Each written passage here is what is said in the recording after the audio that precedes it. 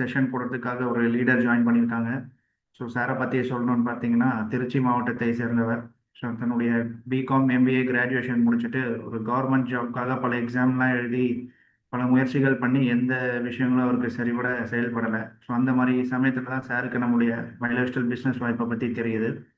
So business பற்றின ஒரு தெளிவான புரிதலை ஏற்படுத்திக்கிட்டு பல வருஷமாக நம்ம மேனேஜ்மெண்ட் கூட தொடர்ந்து ட்ராவல் பண்ணிட்டு இருக்காரு. ஸோ இந்த பிஸ்னஸ் மூலயமா தன்னுடைய வாழ்க்கையில் என்னென்ன விஷயங்கள் அடைய முடியுமோ அதையும் நல்லபடியாக அடைஞ்சிட்டு இருக்காரு. ஸோ அப்பேற்பட்ட ஒரு லீடர் தான் இன்னைக்கு உங்களுக்கு செஷன் கொடுக்க போறாரு. ஸோ சாரை வெல்கம் பண்ணிடலாம். சார் ப்ளீஸ் வெல்கம் அவர் national team coordinator mister Maveeran sir. Maveeran sir please welcome sir. Thank you sir. Thank you sir. Thank you sir. Sir voice கிளியரா இருக்கா சார்? வாய்ஸ் கிளியரா இருக்கா கிளியரா சார்? இருக்கு, கிளியரா இருக்கு, கிளியரா இருக்கு. Okay sir. ஓகே. ஓகே, அனைவருக்கும் உற்சாகமான மாலை வணக்கம். ஆமா, ரொம்ப சந்தோஷம் அவங்களெல்லாம் பார்க்கறதுல. எல்லாரும் இன்னைக்கு சாட்டர்டே, நாளைக்கு சண்டே, ஒரு சில இடத்துல சனிக்கிழமை வீக்லி மீட்டிங் இருக்கும், ஒரு சில இடத்துல நாளைக்கு ப்ரோக்ராம் வந்திருக்கும். எல்லாரும் பரபரப்பாக போயிட்டு இருப்பீங்க. ஸோ இந்த சூழ்நிலை ஒரு அருமையான ஒரு தருணம் இந்த இடம். ஒரு சின்ன ரெண்டு இன்ஸ்ட்ரக்ஷன் என்னன்னா, உங்கள் மொபைல் ஃபோன் ரொம்ப சார்ஜ் ரொம்ப முக்கியம். அதே மாதிரி நெட்வொர்க் உள்ள இடத்துல இருந்து நீங்கள் கேட்டிங்கன்னா இந்த ஒரு 40 நிமிஷம் நம்ம பேச போகிறது உங்களுக்கு நல்லா பயனுள்ளதாக இருக்கும். அதே மாதிரி டிஸ்டர்பன்ஸ் இல்லாமல் நீங்கள் எங்கேயாவது ரூமில் அந்த மாதிரி வீட்டில் இது மாதிரி ட்ராவலாக இருந்தீங்கன்னா கொஞ்சம் டிஸ்டர்பன்ஸ் இல்லாமல் இருந்துக்கிட்டீங்கன்னா நம்ம இந்த 40 நிமிடத்தை நம்ம வந்து சரியாக பயன்படுத்த முடியும். ஓகே, எல்லாரும் ரெடியா? எல்லாரும் உங்கள் சாட் பாக்ஸில் டைப் பண்ணலாமா? ரெடின்ற உங்கள் சாட் பாக்ஸில் நான் எல்லாத்தையும் பார்த்துட்டு இருக்கேன். ஜெகதீஷ் சார் டைப் பண்ணிட்டாரு, ஜோதி மேம் டைப் பண்ணிட்டாங்க, Bala sir, spider Kavitha madam, majestic winners super, உங்களெல்லாம் பார்க்க முடியுது. Bala ADC, Satishkumar ZTC very good, Mathi Gokul, Jayaprakash sir, Sukumar very good very good super super, Sivakumari madam right super. எல்லாருமே இது மாதிரி அப்பப்போ என்ன பண்ணுங்கன்னா, நான் ஏதாவது சாட் பாக்ஸில் டைப் பண்ண சொன்னால் நீங்கள் என்ன பண்ணலாம், நீங்கள் தாராளமாக டைப் பண்ணலாம். சூப்பர், ரொம்ப நன்றி. ஃபஸ்ட்டு நம்முடைய எம்ஐ மேனேஜ்மெண்ட்டுக்கு ரொம்ப நன்றி. இந்த மாதிரி ஒரு பயிற்சி கொடுக்கறதுக்காக நம்ம இன்வைட் பண்ணதுக்கு. அடுத்து நம்முடைய சவுத் ரீஜனல் மேனேஜர் சந்தோஷ் சாருக்கு வந்து பெரிய நன்றியை தெரிவிச்சுக்கலாம். ஸோ இன்னைக்கு வந்து நம்ம எல்லாருமே பிஸ்னஸ் வாய்ப்பு எடுத்திருப்போம். ஸோ அடுத்த கட்டமாக எல்லா இடத்துலையும் வந்து பயிற்சின்றது ரொம்ப முக்கியமான விஷயம். ஸோ அந்த பயிற்சி எடுத்துக்காக தான் நம்ம வந்திருக்கோம். எல்லாருமே என்னென்னா ஒரு ஒரு டம்ளர் தண்ணியில் வந்து தண்ணி ஃபுல்லாகிடுச்சு அப்படின்னா திரும்ப தண்ணி ஊற்றினா என்ன ஆயிரும் அப்படின்னா வலிஞ்சிரும். ஒரு ஒரு அளவுக்கு தண்ணி ஊற்றுனோம்னா அது நிரம்புனதுக்கு மேலே திரும்ப ஊற்றினோம்னா ஆயிரும்னா வலிஞ்சிரும். ஸோ அந்த மாதிரி என்னென்னா நிறைய நீங்கள் ட்ரைனிங்லாம் பார்த்துருப்பீங்க. ஸோ அதில் என்ன கிடைச்சிட போகுதுன்னு அந்த எண்ணம் இல்லாமல் இதில் என்ன கிடைக்க போகுதுன்ற மாதிரி ஒரு எம்டி டம்ளர் மாதிரி, ஒரு கல்யாண டம்ளர் மாதிரி இருந்துச்சு அப்படின்னா இங்கே இன்னைக்கு பேசுகிற விஷயத்தில் உங்களுக்கு ஏதாவது கண்டிப்பாக உங்கள் வாழ்க்கையில் ஒரு மிகப்பெரிய மாற்றம் கிடைக்கும். ஸோ அதனால் இன்னைக்கு ட்ரைனிங்குள்ள போகலாம்.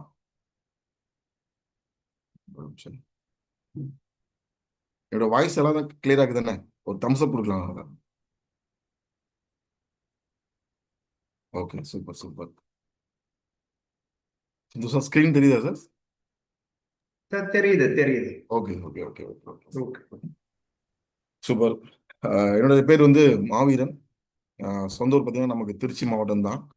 நான் படித்தது பிகாம் எம்பிஏ முடிச்சுட்டு நிறைய குரூப் 1 குரூப் 4 மிலிட்ரி போலீஸ் இதெல்லாம் ட்ரை பண்ணி நிறைய ரிஜெக்ஷனை பார்த்துட்டு ஒரு 6 மாதம் என்ன பண்ணுறதுன்னா வேலை தேடுறதவே ஒரு வேலையாக வச்சுருந்தேன். அதுக்கப்புறம் குடும்பத்தில் கஷ்டமான சூழ்நிலை. என்ன காரணம், அப்பா வந்து ஒரு சாதாரண ஒரு ஒரு எலக்ட்ரீஷியன், அம்மா வந்து வீட்டு வேலைக்கு போவாங்க. பெருசாக வசதி வாய்ப்பு இல்லைனால வேறு வழியே இல்லை, வருமானம் சம்பாதிச்சே தேரணுன்றவங்கள ஏதாவது கிடைக்கிற வேலைக்கு போகணும்னு சொல்லிட்டு முதல்ல எல்லாத்துக்கும் தெரிஞ்ச விஷயம்தான் மகளிர் சுய உதவிக்குழு, கேள்விப்பட்டிருப்பீங்க. அதில் தான் நான் வந்து வேலைக்கு போக ஆரம்பித்தேன். ஃபீல்டு ஆஃபீஸராக உள்ள போய் அப்புறம் அக்கௌண்ட்ஸ் மேனேஜர், அப்புறம் மேனேஜர். மேனேஜர் ஆனதுக்கப்புறம் தான் இந்த வாய்ப்பை வந்து கரெக்டாக ப்ரமோஷன் ஆகிறேன். இந்த வாய்ப்பு எனக்கு கிடைக்கிது. இந்த வாய்ப்பை கொடுத்த நபர் நம்ம கம்பெனியுடைய சிடிசி கூடிய மிஸ்டர் சரவணன் சார், அவருக்கு வந்து பெரிய நன்றி தெரிவிச்சுக்கிறேன். இந்த வாய்ப்பை நான் எடுக்கும் போது எப்படி எடுத்தேன் அப்படின்னா, இப்போ உங்களுக்கு காமிக்கிறேன். எல்லாருமே இந்த 4 ரூட்ல தான் வந்திருக்க முடியும். யாரெல்லாம் இந்த வியாபாரத்தை கட்டாயப்படுத்தி என்னை எடுக்க வச்சாங்க சார் அப்படின்றவங்களாம் நீங்க ஹேண்ட் ரைஸ் பண்ணலாம். சும்மா நீங்க கையை தூக்குனாலே போதும், நான் புரிஞ்சுக்கிறேன், பார்த்துக்குவேன். ரைட்டு, தூக்குறாங்க. 1 2 3. ஓகே. ஸோ இந்த மாதிரி என்னன்னா எல்லாருமே இந்த மேக்சிமம் எடுத்துட்டீங்கன்னா இந்த வியாபாரத்தை கட்டாயப்படுத்தி ஆரம்பிச்சவங்க நிறைய பேர் இருப்பாங்க. நானும் கூட அப்படிதான் ஆரம்பிச்சேன். ஏன்னா அந்த வியாபாரத்தை கட்டாயப்படுத்தி நண்பர் ஆரம்பிக்க வச்சாரு. விருப்பப்பட்டுலாம் நான் ஆரம்பிக்கல. ஸோ அந்த மாதிரி அடுத்து பார்த்தீங்கன்னா ஒரு சில பேர் நன்றி கடனுக்காக இந்த வியாபாரத்தை ஆரம்பிச்சிருப்பீங்க. சார் நான் நன்றி கடனுக்காக ஆரம்பிச்சிருக்கேன் சார் அப்படின்றவங்க எத்தனை பேர் எழுதுக்கலாம்? Okay, okay, okay, super, super. அடுத்து பார்த்தீங்கன்னா எமோஷனல், நம்ம பிஸ்னஸ்ல நல்ல வருமானம். அடுத்து பார்த்தீங்கன்னா வாரம் 2,10,000, மாலை, மரியாதை, காரு, வீடு, வெளிநாடு டூரு, இந்த மாதிரி எமோஷனலை பார்த்து இதெல்லாம் நமக்கு வேணும் அப்படின்ற மாதிரி என்ன பண்ணா இந்த மாதிரி விஷயத்த பார்த்து உள்ள வந்திருக்கேன் சார் அப்படின்றவங்க இங்க இருப்பீங்க. கை தூக்கு தெரியுது. Very good, very good, super. ஆமா. இன்னும் ஒரு சில பேர் என்னன்னா இது ரேர், இது இந்த இதுல ரொம்ப கம்மி கம்மி. என்ன கம்மி அப்படின்னா இந்த மாதிரி இந்த வியாபாரத்தோடைய எதிர்காலத்தை புரிஞ்சுக்கிட்டு இந்த வியாபாரத்தை பத்தி புரிஞ்சு அப்படி ஆரம்பிச்சவங்க பார்த்தீங்கன்னா ரொம்ப ரேர் தான் இருப்பீங்க. அப்படி யாராவது ஆரம்பிச்சிருக்கீங்க இருக்கீங்களா? Oh super, very good, very good.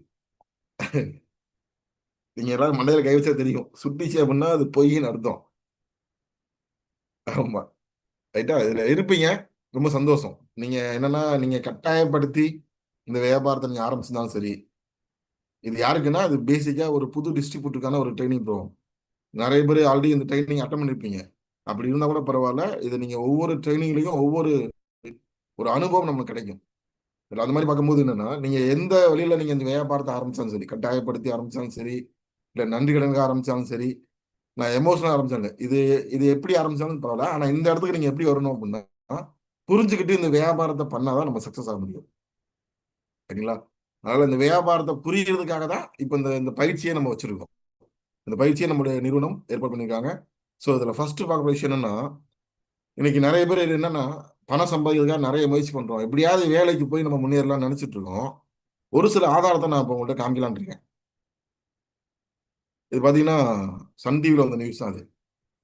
கிட்டத்தட்ட 45 ஆண்டுகள்ல இல்லாத ஒரு விஷயம் என்னன்னா கிட்டத்தட்ட ஒரு 6.1%, கிட்டத்தட்ட 6 கோடி பேருக்கு மேல என்ன இன்னைக்கு நிலவரப்படி வேலை இல்லாம இருக்காங்கன்னு சொல்றாங்க. இது வந்து மத்திய புள்ளியியல் அமைச்சர் தான் அது என்ன பண்ணிருக்காங்கன்னா சர்வே எடுத்து கொடுத்துருக்காங்க. இன்னும் ஒரு சில விஷயத்தை காமிக்கிறேன் பாருங்க. இது அது இந்திய லெவல்ல. தமிழ்நாட்டில் பார்த்தீங்கன்னா தமிழ்நாடு தான் பார்த்தீங்கன்னா ஃபர்ஸ்ட் இடமா இருக்குன்ற மாதிரி சொல்லியிருக்காங்க. இதுவும் வந்து ஆய்வறிக்கை தான், புதிய தலைமுறை வந்த ஒரு செய்தித்தாள் ரிப்போர்ட் தான். ஸோ அடுத்து பார்த்தீங்க அப்படின்னா இப்போ ரீசெண்டாக வந்த நியூஸ், இப்போ கீழே டேட் பார்த்தீங்கன்னா தெரியும், 22/8/2025 இதில் வந்திருக்கு புதிய தலைமுறை வந்த நியூஸ். இது என்ன போட்டிருக்காங்கன்னா டிசிஎஸ்ல ஒரு 12,000 பேர் அப்படிங்கன்னா வேலையை விட்டு தூக்கியிருக்காங்க. ஆர்கில்ல ஒரு 1,500. அடுத்து இன்ஃபோசிஸ், சிடிஎஸ், இந்த மாதிரி நிறைய கம்பெனில வேலை இழப்பு நடந்துகிட்டே இருக்கு. இன்னைக்கு எல்லா பக்கமும் பாத்தீங்கன்னா வேலை இழப்புன்றது நடந்துட்டு இருக்கா இல்லைங்களா? நடக்குது, ரைட்ங்களா? இதுக்கெல்லாம் என்ன காரணம் அப்படின்னு நீங்க பாத்தீங்கன்னா இதுல பாருங்களேன். இது கொத்து கொத்தாக தமிழ்நாட்டுல கோயம்புத்தூர் நடந்த விஷயம், இது கோவையில நடந்த விஷயம். இது ஐடி கம்பெனில நிறைய பேர் இன்னைக்கு ஐடி இன்ஃபர்மேஷன் டெக்னாலஜி நிறைய ஃபியூச்சருக்குன்னு படிக்கிறாங்க. ஆனா அங்க நடந்த விஷயம் கிட்டத்தட்ட 2,000 பேர்த்த எந்த ஒரு நியூஸ்மே இல்லாம வெறும் மெயில் அனுப்பி என்ன பண்ணிருக்காங்கன்னா வேலையை தூக்கியிருக்காங்க. ஸோ இந்த மாதிரி நிலைமையில ஏன் நடக்குது அப்படின்னா இன்னைக்கு ஏஐ ஆர்டிபிஷியல் இன்டெலிஜென்ட் அப்படின்ற விஷயம் இன்னைக்கு இந்தியாவில் உலகம் ஃபுல்லாக நடந்துட்டு இருக்கு. இந்தியாவிலும் இன்னைக்கு வேகமா என்ன ஆயிட்டு இருக்குன்னா ஏஐ டெக்னாலஜி அதிகமா வந்துட்டு இருக்கு. எங்கெல்லாம் மனுஷன் வேலை பார்த்தாலும் அங்கெல்லாம் என்ன ஆச்சு அப்படின்னா இன்னைக்கு மிஷின் வேலை பார்க்க சூழ்நிலை வந்துச்சு. நீங்க இதுல படிச்சீங்கன்னா தெரியும், அடுத்த 5 ஆண்டுகள்ல 80% நம்ம இன்னைக்கு சம்பாதிச்சிருக்கக்கூடிய துறையில 80% என்ன ஆகுது அப்படின்னா ரோபோ மிஷின் வரப்போகுதுன்றாங்க. ஏதோ நான் சாதாரணமா டைப் பண்ணிடல, எல்லாமே வந்து புள்ளிவிவரம் ரிப்போர்ட் தான். இதுவும் வந்து ஒரு செய்தித்தாள் ரிப்போர்ட் தான், நம்முடைய நியூஸ் சேனல்ல கொடுத்த ரிப்போர்ட் தான். கிட்டத்தட்ட தமிழ்நாட்டில் மட்டும் இந்தியா முழுக்க 30 கோடி பணிகளுக்கு பாதிப்புன்றாங்க.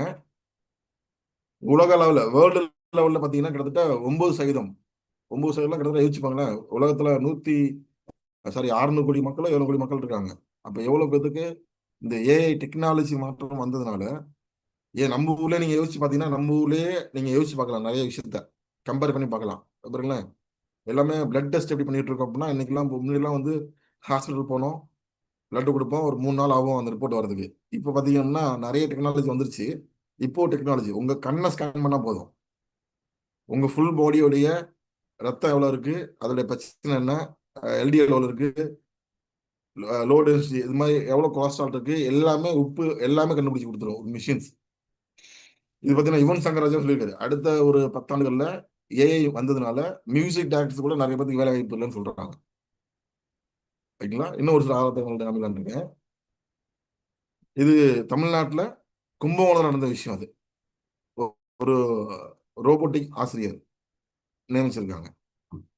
ஓகேங்களா, நம்ம ஊர்ல நீங்க பாத்தீங்கன்னா எல்லா இடத்துலையுமே எங்கெல்லாம் ஒரு விவசாயத்தை எடுத்துட்டாலும் சரி, ஒரு உணவு சம்பந்தப்பட்ட இடத்துல எடுத்துட்டாலும் சரி, ஒரு போக்குவரத்து எடுத்துட்டாலும் சரி, ஒரு காவல்துறை எடுத்துட்டாலும் சரி, எல்லா இடத்துலையுமே பாத்தீங்கன்னா ஒரு 20 ஆண்டுகளுக்கு முன்னாடி அதிகமான மனித சக்தி வேலை பார்த்தாங்க.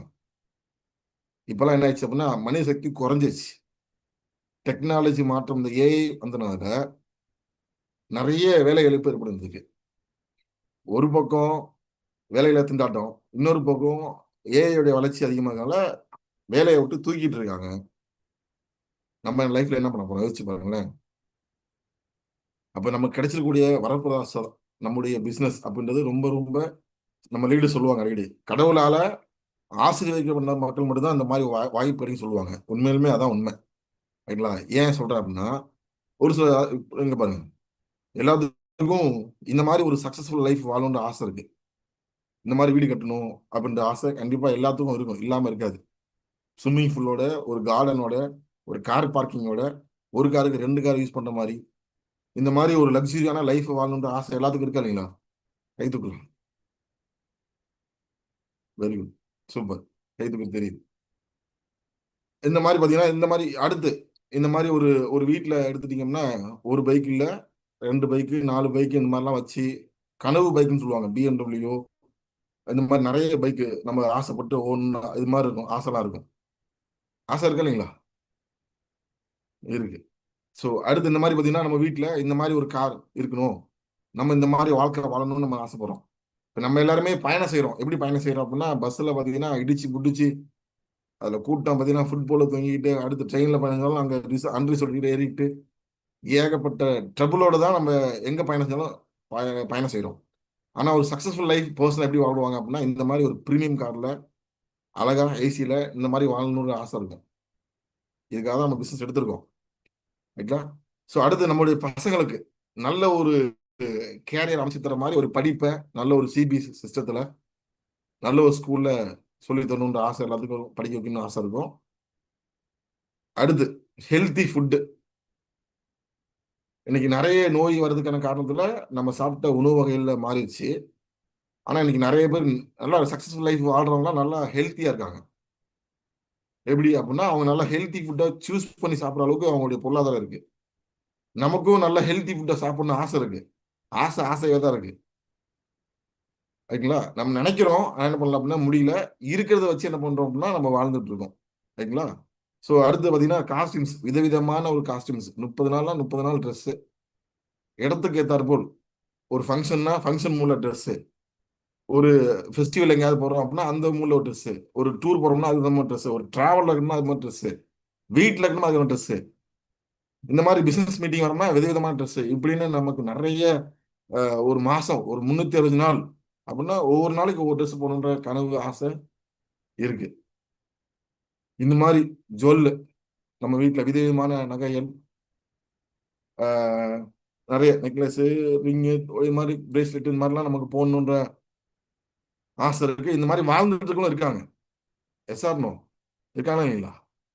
கண்டிப்பா இருக்காங்க. சரிங்களா. இந்த மாதிரி அளவில்லாத பொருளாதாரம், கணக்கு பார்க்காம செலவு பண்ணணும், நினைச்ச நேரத்துல நினைச்ச பொருளை வாங்கக்கூடிய ஒரு சக்தி. எங்கேயாவது போறோம் அப்படின்னா அங்க போய் நம்ம பணத்தை பார்த்து இது முடியுமா முடியாதான்னு யோசிக்காம நினைச்சபடி வாழ்ற வாழ்க்கையை வாழ்க்கை நிறைய பேர் இருக்காங்க. அந்த அதுக்கு ஏற்ற பொருளாதாரமும் அவங்கள்ட்ட இருக்கு. நமக்கும் வேணுன்ற மாதிரி தான் நம்ம யோசிக்கிறோம், ஆசைப்படுறோம். அடுத்த சேரிட்டி அப்படின்னா, நிறைய பேத்துக்கு பெரிய பெரிய பணக்காரலாம் பார்த்தீங்கன்னா செல்வம் சக்ஸஸ்ஃபுல் லைஃப் வாழ்றவங்க பார்த்தீங்கன்னா தான் மட்டும் நல்லா இருக்காம கூட உள்ளவங்க நல்லா வச்சுக்குவாங்க. தன்னுடைய குடும்பத்துல, சமுதாயத்துல ஒரு என்ன பண்ணுவாங்கன்னா நிறைய பணத்தையோ அல்லது அவங்களுடைய நேரத்தை கொடுத்து உதவுற மாதிரி ஒரு வாழ்க்கை வாழ்ந்துட்டு இருப்பாங்க. நம்ம வீட்டில் நிறைய பேர் நாலு நம்மளோட குடும்பத்தில் யாருக்காவது கஷ்டம் இருந்துச்சு அப்படின்னா நம்ம ஆறுதலை சொல்ல தான் முடியும். ஃபினான்ஸ் லெவலில் நம்மளால சப்போர்ட் பண்ண முடியுமா கேட்டால் அது குறைவு தான். ஆனால் நிறைய பேர் இப்படி வாழணுன்ற ஆசை இருக்கு. ரைட்டுங்களா? ஸோ அடுத்து பார்த்தீங்கன்னா வெளிநாடு, தமிழ்நாடு மட்டும் டூர் இல்லை, இந்தியா மட்டும் டூர் இல்லை, வெளிநாடுலும் என்ன பண்ணணும், நம்ம வந்து பயணம் செய்யணுன்ற ஆசை இருக்கு. ஆனால் நமக்கு இங்கே உள்ளவங்களுக்கு டூர் அப்படின்னா எங்கே போவோம் அப்படின்னா இங்கே ஃபேமஸான திருவண்ணாமலையோ பழனி முருகனோ அல்லது வேளாங்கண்ணி சர்ச்சோ அடுத்து சமயபுரமோ இதுதான் நமக்கு என்ன ஆகும்னா அந்த ஏரியாவில் லோக்கல் கோயில் இருக்கும், நமக்கு அதுதான் டூர் நினைப்போம். ஆனால் இந்த மாதிரி வருஷத்தில் ஒரு முறை இந்தியா டூரோ அல்லது வேர்ல்டு டூரோ போகிற மக்கள் இருக்கிறாங்க. சரிங்களா? ஸோ அடுத்து social status, very important person. இவங்கெல்லாம் பார்த்தீங்கன்னா இன்னைக்கு சமூக அந்தஸ்து மிக்க ஆளாக மாறி இருக்காங்க. நமக்கும் அந்த மாதிரி சமூக அந்தஸ்து மிக்க ஒரு ஆளாக மாறுன்ற ஆசை கண்டிப்பாக இருக்கும். ரைட்டுங்களா? ரிட்டைர்மெண்ட் லைஃப் அப்படின்னா இன்னைக்கு நிறைய பேர்த்த நம்ம பார்க்குறோம், வயசான காலத்துலயும் இன்னைக்கும் கடுமையா 10 மணி நேரம் 12 மணி நேரம் டியூட்டிலாம் பார்த்துட்டு இருக்காங்க. ஆனா இந்தியாவில் ஒரு சில மக்கள் இந்த மாதிரி ரிட்டைர்மெண்ட் லைஃப்ல ஃபாரின் டூர் போயிட்டு பேரம்பேத்தி கூட நல்லா என்ஜாய் பண்ணிட்டு வாழ்ற வாழ்க்கையை வாழ்றாங்க. நிறைய பேர் வாழ்ந்துட்டு இருக்காங்க. Yes or no? வாழ்றாங்களா இல்லைங்களா? அதான் ரஜினி ஒரு பாட்டு படிப்பார்ல, 8 மனசு வாழ்வா பிச்சுக்குன்னு சொல்லுவார் இல்லையா? அந்த மாதிரி ஒரு 40-42 வயசுக்கு மேல ரிட்டைர்மெண்ட் லைஃப் அணுகிறோம்னா இந்த மாதிரி ஒரு லைஃப்பை நம்ம அனுபவிக்கணும். ரைட்டுங்களா? அடுத்து நேர சுதந்திரம்னா நான் 8 மணி நேரம் வேலை பார்த்துட்டேன் சார், மீதி 16 மணி நேரம் சும்மா தான் இருக்கேன். அந்த நேர சுதந்திரம் இல்லை. வாரன் பஃபட்னு ஒரு நபர் சொல்லுவார். வாரன் பஃபட்னு அப்படின்னு யாருன்னா மிகப்பெரிய ஒரு ஒரு கிங் மேக்கர், இன்னைக்கு டாப் 10 பணக்கார லிஸ்டா இருக்காரு. அவர் என்ன சொல்லியிருப்பாரு அப்படின்னா, நீங்க உறங்கும் போது கூட வருமானம் வர மாதிரி ஒரு வாய்ப்பை நம்ம உருவாக்கல அப்படின்னா சாகர வரைக்கும் நம்ம உழைக்கணும்னு சொல்லுவாங்க. ஸோ அதுதான் நம்ம நம்ம தூங்கும் போது, நம்ம எங்கேயாவது வெளியில இருக்கும் போது கூட நமக்கு வருமானம் வர மாதிரி ஒரு வாய்ப்பை உருவாக்குறது பேர் தான் நேர சுதந்திரம். அந்த மாதிரி ஒரு நேர சுதந்திரத்தை நமக்கு கிடைக்கணுன்ற ஆசை எல்லாத்துக்கும் இருக்கும். ஸோ மொத்தத்தில் பார்க்கும்போது ஒரு சக்சஸ்ஃபுல் லைஃப் அப்படின்னா இப்படிதான் இருக்கணும், இப்படிதான் வாழணுன்ற ஆசை நமக்கு இருக்கு. இதை வாழ்ந்துகிட்டே இருக்காங்க. Yes or no? வாழ்ந்துட்டு இருக்காங்க இல்லைங்களா? வாழ்ந்துட்டு தான் இருக்காங்க. அப்போ வாழ்றவங்க எப்படி வாழ்றாங்க, எப்படி அவங்களால மட்டும் முடியுது அப்படின்னா, அப்படி வாழ்றது யார்? இங்க 2 பீப்புள் இருக்காங்க. ஒன்னு எம்ப்ளாயி, இன்னொன்று business man people. Business people சொல்றவங்களாம் நீங்க சாட் பாக்ஸை டைப் பண்ணலாம். நீங்க என்ன சொல்றீங்களோ அதை டைப் பண்ணலாம் சாட் பாக்ஸ்ல. Super, very good. ஸோ ஒட்டுமொத்தமா பார்க்கும்போது என்ன சொல்றாங்க அப்படின்னா, யாரு இந்த சக்சஸ்ஃபுல் லைஃப் வாழ்றாங்க அப்படின்னா உங்களுக்கு எல்லாத்துக்கும் நல்லா தெரியும், நிச்சயமா தெரியும். 100க்கு 100% இல்லை, 1000% யார் வாழ்றாங்கன்னா பிசினஸ் பீப்புள் தான் வந்துட்டு இருக்காங்க. எம்ப்ளாயால வாழ முடியாது. அப்படி வாழ்ந்ததா, அப்படி ஒரு வரலாறை உருவாக்குனதா நோக்கி சரித்திரம் கிடையாது. இப்ப நம்ம இந்த சொன்ன இந்த லைஃப் எல்லாம் யார் வாழ்ந்துட்டா பிசினஸ் பீப்புள். எப்படி அவங்களால மட்டும் முடியுது? அவங்களால மட்டும் எப்படி முடியுது? எப்படி அந்த லைஃபை, அந்த சக்சஸ்ஃபுல் லைஃபை பிசினஸ் பீப்புள் எப்படி வாழ்றாங்க அப்படின்னா அவங்களுக்கு நேரம் எதுவும் அதிகமாக கிடைச்சிட போதா? இப்போ ஒரு நாளைக்கு 24 மணி நேரம்ன்றது எல்லாத்துக்கும் பொதுவான நேரம் தான். நான் ஆண் பெண், நான் படிச்சிருக்கேன் படிக்கல அப்படிலாம் இல்லை. 24 ஹவர்ஸ்ன்றது எல்லாத்துக்கும் காமனான நேரம் தான். அதே மாதிரி அறிவும் அவங்களுக்கு வித்தியாசம் இல்லை. பிசினஸ் மேனுக்கு மட்டும், பிசினஸ் பீப்புளுக்கு மட்டும் 7 அறிவு 8 அறிவு அப்படி இருக்காகட்டும் கிடையாது. நமக்கு படிச்சு 6 அறிவு தான், அவங்களுக்கும் 6 அறிவு தான் இருக்கு. அதே மாதிரி உழைப்பும், நம்மளும் உழைக்கிறோம், அவங்களும் உழைக்கிறாங்க. ஆனா அவங்க வாழ்ற வாழ்க்கை வேற, நம்ம வாழ்ற வாழ்க்கை வேற. ரைட்டுங்களா? அப்ப நமக்கு அந்த மாதிரி ஒரு சக்சஸ்ஃபுல் லைஃப் கிடைக்கணும் அப்படின்னா பிசினஸ் பீப்புள் என்ன பண்ணியிருக்காங்க அப்படின்னா, தமிழ்ல ஒரு வேர்டு போட்டிருக்காங்க, வேலை நேரத்தையும் மனித சக்தியும் பெருக்கிறாங்கன்னு சொல்றாங்க. பிசினஸ் பீப்புள் ஏன் வந்து ரிச் லைஃப், ஒரு சக்சஸ்ஃபுல் லைஃப் வாழ்றாங்க அப்படின்னா அவங்க என்ன பண்றாங்கன்னா அவங்களுடைய ஒர்க்கிங் ஹவர்ஸ், அவங்களுடைய மேன் பவர் என்ன பண்றாங்க, ஒர்க்கிங் ஹவர்ஸையும் மனித சக்தியும் அவங்க பெருக்கிறாங்க. அதனால மட்டும்தான் அவங்க என்ன பண்ண முடியுது அப்படின்னா ஒரு சக்சஸ்ஃபுல் லைஃப் வாழ முடியுது. எக்ஸாம்பிள் நாங்கள் கொடுத்துருக்கேன் பாருங்க. இப்போ ஒரு எம்ப்ளாயா இருக்கீங்க, ஒரு செல்ஃப் எம்ப்ளாயா இருக்கீங்க, சுயதொழில் பண்ண நபர் கூட இங்க இருப்பீங்க. நீங்க ஒரு நாளைக்கு ஒரு 10 மணி நேரம் ஒரு கம்பெனிலயோ அல்லது சுயமா தொழில் பண்ண நபரா இருக்கீங்கன்னா ஒரு 10 மணி நேரத்துக்கு உங்க சம்பளம் ஒரு ஒரு 1000 ரூபாய் வருது அப்படின்னா ஒரு மாசத்துக்கு எவ்வளவு வரும்னா 30,000 வரும். ஒரு வருஷம் நீங்க கணக்கு பண்ணீங்கன்னா 3 லட்சம் ரூபாய். 30 வருஷம் நீங்க கணக்கு பண்ணி பார்த்தீங்கன்னா 90 லட்சம் ரூபாய் தான் வருது. ரைங்களா? இது வந்து ஒரு எம்ப்ளாயி கிடைக்கிற நிலைமை. ரைங்களா? அதே ஒரு பிசினஸ் மேன் பாத்தீங்கன்னா அவருக்கு அடுத்து ஒரு 100 பேர் வேலை பார்க்கறாங்க அப்படின்னா அந்த 100 பேர் மூலியமா 10 மணி நேரம் உழைப்பு அவர் கிடைக்குது. ஒரு நாள் உழைப்பு நேரம் 1000 மணி நேரம். அவருக்கு கிடைக்கக்கூடிய வருமானம் பாருங்க எவ்வளவு அப்படின்னா ஒரு நாளைக்கு அவருக்கு 10,000 ரூபாய், ஒரு மாசத்துக்கு 3 லட்சம் ரூபாய், ஒரு வருஷத்துக்கு 36 லட்சம். ஒரு தலைமுறை 30 வருஷம் அவர் உழைச்சாருன்னா 10 கோடியே 80 லட்சம் சம்பாதிக்கிறாரு. ஒரு பிசினஸ் மேனுடைய ஒரு வருஷம் வருமானம் 36 லட்சத்தை ஒரு எம்ப்ளாயி சம்பாதிக்கணும் அப்படின்னா ஒரு வருஷம் ஆகும். ஒரு தலைமுறை வருமானத்தை சம்பாதிக்கணும்னா கிட்டத்தட்ட ஒரு 3 தலைமுறை உழைக்கணும். ஆனா ஒரு பிசினஸ் மேன் ஒரு தலைமுறையில உழைச்சு முடிச்சிடறாரு. அப்ப நீங்க நல்லா புரிஞ்சுக்கணும். இதுக்கு காரணம் என்ன அப்படின்னா நான் மேலே போட்டிருக்காங்க மேன் பவர், அதாவது மக்கள் சக்தியையும் தன்னுடைய உழைப்பு மணி நேரத்தையும் யார் அதிகப்படுத்துறாங்களோ அவங்க தான் இந்த ஒரு சக்சஸ்ஃபுல் லைஃபை வாழ முடியும். இங்க ஒரு எம்ப்ளாய் கீழே ஒரு 3 வார்த்தை போட்டிருக்கு. இந்த 3 வார்த்தை தான் எனக்கு தெளிவா புரிய வச்சாங்க அன்னைக்கு. நான் அந்த பிகாம் எம்பிஏ முடிச்சுட்டு நான் ஒரு பிரைவேட் கம்பெனில மேனேஜர் இருக்கும்போது எனக்கு புரிஞ்ச விஷயம் இந்த 3 பாயிண்ட் தான். என்ன 3 பாயிண்ட்? ஒரு எம்ப்ளாயர் இருக்காருன்னா அவர் தனியால உழைக்கிறாரு. அவருடைய உழைப்பு வந்து தனி மனித உழைப்பு. அவர் உழைப்பு நின்றுச்சு அப்படின்னா அவருக்கு சம்பளம் ஜீரோவா மாறும். அதே மாதிரி எவ்வளவுதான் ஹார்ட் ஒர்க் பண்ணா கூட ஒரு மாச சம்பளம் அவருக்கு 10,000 ரூபாய் அப்படின்னா அந்த 10,000 தான் அடுத்த மாசம் கிடைக்கும். அதுக்கு அடுத்த மாசம் 20,000 ரூபாய், அதுக்கு அடுத்த மாசம் 30,000 மாறவே மாறாது. அதே மாதிரி அவருடைய உழைப்பு நின்றுச்சுன்னா வருமானம் ஜீரோ. ஆனா பிசினஸ் பீப்புள் என்ன பண்றாங்க அப்படின்னா ஒரு குழுவை உருவாக்குறாங்க. அந்த குழுவை உருவாக்குறது மூலியமா அவருக்கு அளவில்லாத ஒரு வருமானம் கிடைக்குது. அதே மாதிரி அவர் இருந்தாலும் இல்லாம இருந்தாலும் அவருக்கு வருமானம் வர மாதிரி ஒரு என்ன பண்றாரு அப்படின்னா ஒரு சிஸ்டத்தை உருவாக்கி எடுத்தனால ஆட்டோமேட்டிக்கா பாசிவ் இன்கம் மாதிரி அவருக்கு போய் சேருது. இப்ப எல்லாருக்கும் நீங்க முடிவு பண்ணிருப்பீங்க என்ன பண்ணணும், சரி பிசினஸ் பண்ணணும் தான் அப்படின்னு முடிவு எடுத்திருப்பீங்க. இன்னைக்கு நிலைமையில நீங்க பாத்தீங்கன்னா பிசினஸ் பண்ணணும் அப்படின்னா 2 செக்டார்ல தான் பிசினஸ் பண்ண முடியும். ஒண்ணு உற்பத்தி சார்ந்த துறையில தொழில் பண்ண முடியும், அல்லது விற்பனை சார்ந்த தொழில தொழில் பண்ண முடியும். இங்க நீங்க பார்க்கக்கூடிய பிராண்ட் எல்லாம் நம்ம எல்லாமே பார்க்கக்கூடிய அதிகமா நம்ம வீட்டுல எல்லா பக்கமும் பயன்படுத்தக்கூடிய பிராண்ட் தான் இருக்கு. இந்த உற்பத்தி சார்ந்த துறையில நீங்க போய் தொழில் பண்ணாலும் சரி, விற்பனை சார்ந்த துறையில தொழில் பண்ணாலும் சரி, இன்வெஸ்ட்மெண்ட் அப்படின்றது எப்படி இருக்கும் அப்படின்னா ஹெவியா இருக்கும். கம்மியா இருக்குமா கேட்டா கம்மியா இருக்காது. ரைட்டா? ஹெவி கேபிட்டல், அடுத்து எக்ஸ்பீரியன்ஸ் இருக்கணும். அந்த தொழிலை பத்தின அனுபவம் கண்டிப்பா வேணும். உங்க தொழிலை விரிவுபடுத்தணும்னா நிறைய பழக்க வழக்கம் வேணும். தொழில் ஆரம்பிச்சிங்கன்னா உங்க ஊர்ல குக்கிராமம் இருக்கும், அங்க நீங்க ஆரம்பிச்சா ஓடாது. ஒரு நல்ல டவுன்ல மக்கள் அதிகமா போக்குவரத்து இருக்கக்கூடிய ஏரியால நீங்க ஆரம்பிச்சாதான் அந்த தொழில் நல்லா ரன் பண்ண முடியும். நீங்க ஒரு கோடி ரூபாயோ அல்லது ஒரு 50 லட்சமோ போட்டுறீங்க அப்படின்னா அந்த போட்ட முதல்ல உடனே எடுக்க முடியாது. ரொம்ப வருஷம் காலதாமதம் ஆகும். அதே மாதிரி இன்னைக்கு போட்டி இருப்பாங்க, போட்டி இல்லாத உலகம் கிடையாது. டெக்னாலஜிக்கல் சேஞ்சஸ் இன்னைக்கு உலகம் மாறிக்கிட்டு இருக்கு. அந்த மாறுறதுக்கு ஏற்ற மாதிரி நம்மளுடைய வியாபாரத்துல மாற்றம் கொண்டு வந்தா மட்டும்தான் நம்ம வியாபாரத்தை பண்ண முடியும். அடுத்து பாத்தீங்கன்னா எம்ப்ளாயி பிரச்சனை நிறைய. இதெல்லாம் தாண்டி ஒரு பிசினஸ் பண்ணணும் அப்படின்னா யோசிச்சு பாருங்க, நம்மளால ஒரு சாதாரண மனுஷனால முடியுமா கேட்டா முடியாது. ஆனா இப்ப நம்ம எடுத்துக்கூடிய இண்டஸ்ட்ரி, இப்ப நம்ம எல்லாருமே ஆரம்பிச்சிருக்கோம் இல்லையா? இந்த டேரக்டர் இண்டஸ்ட்ரியில 0% இன்வெஸ்ட்மெண்ட் பண்றாங்க. 0% இன்வெஸ்ட்மெண்ட். உலகத்திலே 8வது அதிசயம்னா நம்ம தொழில் தான்.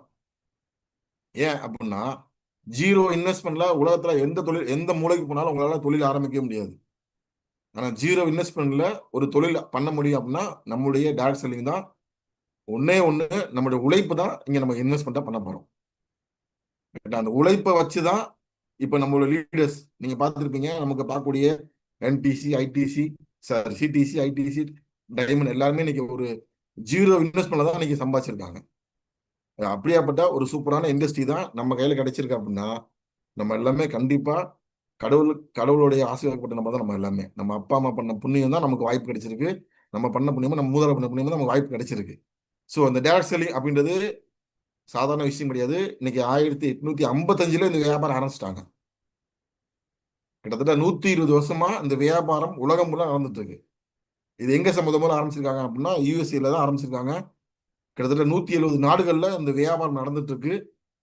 உலகம் ஃபுல்லா அந்த வியாபாரம் பண்றதுக்கான முக்கியமான காரணம்னா ஒவ்வொரு நாட்டுடைய பொருளாதாரத்தை டெவலப் பண்றதுக்கு ரொம்ப சூப்பரா சப்போர்ட் பண்ணக்கூடிய ஒரு இண்டஸ்ட்ரி அப்படின்னா இந்த டைரக்ட் செல்லிங் இண்டஸ்ட்ரி தான். ரைட்டுங்களா? ஸோ இந்த டைரக்ட் செல்லிங் இண்டஸ்ட்ரின்றது இன்னைக்கு வேர்ல்டுல ஒவ்வொரு நாட்டிலையும் எந்த அளவுக்கு வளர்ந்து வந்துட்டு இருக்குன்னு தான் உங்களுக்கு புள்ளி விவரமா கொடுத்துருக்காங்க. நீங்க நெட்ல போய் அடிச்சா தெரியும். இந்த புள்ளி விவரம் எல்லாமே அதிலே காமிக்கும். ரைட்லா? இன்னைக்கு யூஎஸ்ஏ தான் முதல்ல ஆரம்பிச்சாங்க. கிட்டத்தட்ட $40 பில்லியன் 4000 கோடி, சாரி, 4 லட்சம் கோடிக்கு மேல நடந்துட்டு இருக்கு வியாபாரம். ரைட்லா? ஸோ அப்படியேப்பட்ட ஒரு டைரக்ட் செல்லிங் பிசினஸ் தான் நம்ம கையில இந்தியாவில் எப்போ வந்துச்சு அப்படின்னா 96ல இந்தியா வந்துச்சு. ஒவ்வொரு ஆண்டும் இயர் பை இயர் 12% growth ஆயிட்டு இருக்கு நம்முடைய இண்டஸ்ட்ரி. ரைட்லா? இன்னைக்கு கிட்டத்தட்ட இந்தியாவில் நூற்றுக்கணக்கான கம்பெனி இருக்காங்க. டொமஸ்டிக் இன்டர்நேஷனல் கம்பெனி இன்னைக்கு இருக்காங்க. ரைட்டா? ஸோ இன்னைக்கு டைரக்ட் செல்லிங்கை பற்றி சொல்லணும் அப்படின்னா டைரக்ட் செல்லிங் பிசினஸ் அப்படின்றது இன்னைக்கு மினிஸ்ட்ரி ஆஃப் கன்சியூமர் அஃபேர்ஸ் அந்த சட்டத்துக்கு கீழே தான் அந்த நம்முடைய டைரக்ட் செல்லிங் இண்டஸ்ட்ரி வந்துட்டு இருக்கு.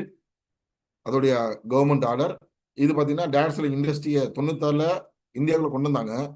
2016ல சென்ட்ரல் கவர்மெண்ட் வேலைவாய்ப்பு செய்திகள் என்ன பண்ணியிருக்காங்கன்னா இந்த விஷயத்தை பற்றி தன்னோட முதல் பேஜ்லேயே விளம்பரம் கொடுத்துருக்காங்க. இந்தியாவில் வேலைவாய்ப்பு அதிகமாக கொடுக்கக்கூடிய ஒரு வாய்ப்பு எதில் இருக்கு அப்படின்னா அது டைரக்ட் செல்லிங் தான் இருக்குன்னு சொல்லிட்டு மத்திய அரசாங்கம் வேலைவாய்ப்பு செய்தி பத்திரிகைகள் வெளியிட்டிருக்காங்க. ரைட்டுங்களா? இது வந்து இது இந்தியாவில் உள்ள இது தமிழ்நாட்டில் இந்த வியாபாரத்தை கண்ட்ரோல் பண்ணதுக்காகவும் அது சிறப்பாக நடத்துறதுக்காகவும் என்ன பண்ணிருக்காங்கன்னா ஒரு கைட்லைன் கொடுத்துருக்காங்க நம்முடைய federation of direct association. So அடுத்து பார்த்தீங்கன்னா இந்தியாவில் கிட்டத்தட்ட 26 நடந்திருக்கு. அதில் தமிழ்நாடு தான் இந்தியாவில் 26,000 கோடி நடந்திருக்கு வியாபாரம். அதில் தமிழ்நாடு தான் டைரக்ட் செல்லிங் இண்டஸ்ட்ரியில் இன்னைக்கு நம்பர் 1 இருக்குன்றத கொடுத்துருக்காங்க தகவல். ரைட்டுங்களா? இது எல்லாமே பேப்பரில் வந்த நியூஸ் தான். ரைட்டுங்களா? ஸோ அடுத்து பார்த்தோம்னா இன்னைக்கு இந்த வியாபாரத்தை கண்ட்ரோல் பண்ணதுக்காகவும் தனி பாடி உருவாக்கி அதுக்கான ரூல்ஸ் கொடுத்து சட்ட விதிமுறைப்படி இப்படி தான் நடத்தணும் அப்படின்னு கொடுத்துருக்காங்க. 2025 அதாவது இந்த வருஷத்துக்குள்ள பார்த்தீங்கன்னா கிட்டத்தட்ட 18 கோடி இளைஞர்களுக்கு இந்த இந்த நம்முடைய நேரடி வியாபாரம் மூலியமா தான் வாய்ப்பு கிடைக்க போகுதுன்றாங்க. அது ஒரு இங்கிலீஷ் பத்தி வந்து நியூஸ் தான் அது. சரிங்களா? ஸோ இதை தாண்டி இந்த வியாபாரம் அப்படின்னு பார்த்தீங்கன்னா இன்னைக்கு இந்தியாவில் ஷூல்னி யூனிவர்சிட்டியில் ஒரு கோர்ஸாகவே டிப்ளமோ இன் டைரக்ட் செல்லிங் அப்படின்னு என்ன பண்ணிருக்காங்க ஒரு கோர்ஸாகவே அறிமுகப்படுத்திருக்காங்க. கிட்டத்தட்ட பார்த்தீங்கன்னா ஃபீஸ் வந்து 49,500 ஃபீஸ் கட்டி படிச்சுட்டு இருக்காங்க. ரைட்டுங்களா? தமிழ்நாட்டில் பாரதிதாசன் யூனிவர்சிட்டியில் இது ஒரு கோர்ஸாக கொண்டு வந்திருக்காங்க. Business communication and network marketing சப்ஜெக்டாக வச்சிருக்காங்க. சரிங்களா? இன்னும் சொல்ல போனோம்னா நம்ம தமிழ்நாட்டில் சிபிஎஸ்சி சிலபஸ்ல காமர்ஸ் சப்ஜெக்ட் என்ன பண்ணிருக்காங்க நம்ம பண்ணிக்கிட்டு இருக்கக்கூடிய இந்த வியாபாரத்தை பத்தி என்ன பண்ணிருக்காங்கன்னா ஒரு சப்ஜெக்டாவே பள்ளி மாணவர்கள் சொல்லி கொடுத்துட்டு இருக்காங்க. ரைட்டுங்களா? ஸோ இது எம்பிஏ கோர்ஸ்ல 3rd செமஸ்டர்ல ரீட்டைல் மேனேஜ் சப்ஜெக்ட்ல இந்த நம்முடைய வியாபாரத்தை பத்தி என்ன பண்ணிருக்காங்க காலேஜ் ஸ்டூடெண்ட் படிச்சுட்டு இருக்காங்க. ரைட்டுங்களா? ஸோ இப்படியாப்பட்ட ஒரு சூப்பரான ஒரு நேரடி வியாபாரத்தை இன்னைக்கு இந்தியாவில் ரொம்ப ஃபாஸ்டா குரோ ஆகிட்டு கூடிய ஒரு சூப்பரான நிறுவனம் இன்னைக்கு ஏசியாவில் நம்பர் 1 ரொம்ப சீக்கிரமா வேர்ல்டு நம்பர் 1 மாறக்கூடிய நம்முடைய கிரேட் மைல்ஸ்டோன் மார்க்கெட்டிங் கம்பெனி தான் நமக்கு இந்த வாய்ப்பை கொடுத்துருக்காங்க. சரிங்களா? பெரிய பாக்கியம் நம்மளுடைய நிறுவனத்தில் வந்தது. ரைட்டா? அப்படியேப்பட்ட நம்மளோட கம்பெனி இன்னைக்கு வெரி சூன் வேர்ல்டு நம்பர் மாற போறாங்க. ஸோ நான் சொன்னேன் இந்தியாவில் நிறைய கம்பெனி இருந்துச்சுன்னு சொன்னேன். அதுல நல்ல ஸ்ட்ராங்கான கம்பெனி நம்ம கம்பெனி தான் அப்படின்றதுக்கு நீங்க எப்படி அடையாளம் பண்ணலாம் அப்படின்னா இந்த ஒரு 5E ஃபார்ம்லாம் சொல்லுவாங்க. ப்ரமோட்டர் யாரு, ப்ரொஃபைல் என்ன, ப்ராடக்ட் எப்படியாப்பட்ட பொருள், இதோடைய பிளான் எப்படி, இதுல வருமானம் எப்படி தராங்க, இது எல்லாத்தையும் நீங்க கவனிச்சீங்கன்னா நம்ம கம்பெனி பெஸ்ட்ன்றதை உங்களால புரிஞ்சிக்க முடியும். நீங்க புரிஞ்சுக்கிற விஷயம் என்னன்னா நம்ம ஃபர்ஸ்ட் பார்த்தோம் ஒரு சக்சஸ்ஃபுல் லைஃப் வாழணும் அப்படின்னா ஒரு தொழில் பண்ணாதான் நம்மளால வாழ முடியும். ஆனா தொழில் பண்ணணும் அப்படின்னா இன்னைக்கு நம்மள்ட்ட நிறைய ரிஸ்க் இருக்கு. 0 இன்வெஸ்ட்மெண்ட்ல ஒரு தொழில் கிடைச்சிருக்கு, அதுதான் டைரக்ட் செல்லிங். அந்த டைரக்ட் செல்லிங்ல நம்முடைய மைல் லைஃப் மார்க்கெட்டிங் எப்படியாப்பட்ட நிறுவனம் அப்படின்றது தான் நம்ம பார்க்க போறோம். ரைட்டுங்களா? ஸோ ப்ரமோட்டர் அப்படின்றது இன்னைக்கு நம்முடைய கடவுள், நம்முடைய கிரேட் மிஸ்டர் பிரவீன் சேசன், நம்முடைய மென்டர், எம்டி ஆஃப் நம்முடைய மைலஸ் கம்பெனி. அடுத்து நம்முடைய next generation Nikhil Chinthan sir இருக்காங்க, சிஇஓ இருக்காங்க. இங்க ப்ரமோட்டர் அப்படின்றது ஏதோ காசுக்காக அந்த வியாபாரத்தை ஆரம்பிச்சது கிடையாது. இவங்க எல்லாத்துக்கும் ஒவ்வொரு இலக்கு இருக்கு. இந்தியா வந்து வல்லரசு ஆகணும்னு சொல்லிட்டு போயிட்டாங்க. அதை வல்லரசு ஆக்கிறதுக்காக அதிகமான பங்களிப்பை கொடுத்துட்டு ஒரு மிகப்பெரிய ஒரு மேனேஜ்மெண்ட் தான் நம்முடைய மேனேஜ்மெண்ட். ஸோ நம்மளுக்கு சப்போர்ட் பண்ணதுக்காக அடுத்து நம்முடைய Alak Pandey sir, south regional manager Thalapathy sir, Dileesh Kumar sir, நம்முடைய சந்தோஷ் சார், இவங்க எல்லாமே இது ஒரு வேலையா நிக்கல. இவங்க எல்லாம் 24x7 24x7 நமக்காக எப்போதுமே நம்மளுடைய வளர்ச்சியை மட்டுமே சிந்திக்கக்கூடிய நபர்கள் தான் இவங்க எல்லாருமே. ஸோ ப்ரமோட்டர் அப்படின்றது இந்த வியாபாரத்தை ஏதோ சம்பாதிக்கிறதுக்காக காசு இல்லாம அப்படி கிடையாது. நம்முடைய எம்டி சார் இந்த வியாபாரத்தை ஆரம்பிக்கிறதுக்கு முன்னாடியே பல 1000 கோடி அதிபதி. அவங்க நோக்கம் என்னன்னா இந்தியா வல்லரசா மாறுறதுக்கு என்னுடைய பங்களிப்பு இருக்கணுன்றது நோக்கத்துல தான் இந்த வியாபாரத்தை ஆரம்பிச்சிருக்காங்க. ஸோ அப்படியாப்பட்ட கம்பெனி அடுத்த ப்ரொஃபைல் நம்ம நிறுவனம் என்னென்ன நம்மளுடைய தர சான்றிதழ் வாங்கணும் அத்தனையும் வாங்கி வச்சிருக்காங்க. ஐஎஸ்ஓ ஃபிக்கியில மெம்பரா இருக்கிறது, கம்பெனி பேன் நம்பர் ஓப்பனாக கொடுத்துருக்காங்க, கம்பெனி முறையாக பதிவு பண்ணியிருக்காங்க, ஃபெடரேஷன் ஆஃப் டேரக்டர்ஸ் மெம்பரா இருக்காங்க. இந்த லீகல் டாக்குமெண்ட்லாம் எல்லா கம்பெனியும் வாங்க முடியுமா? அப்படி கிடையாது.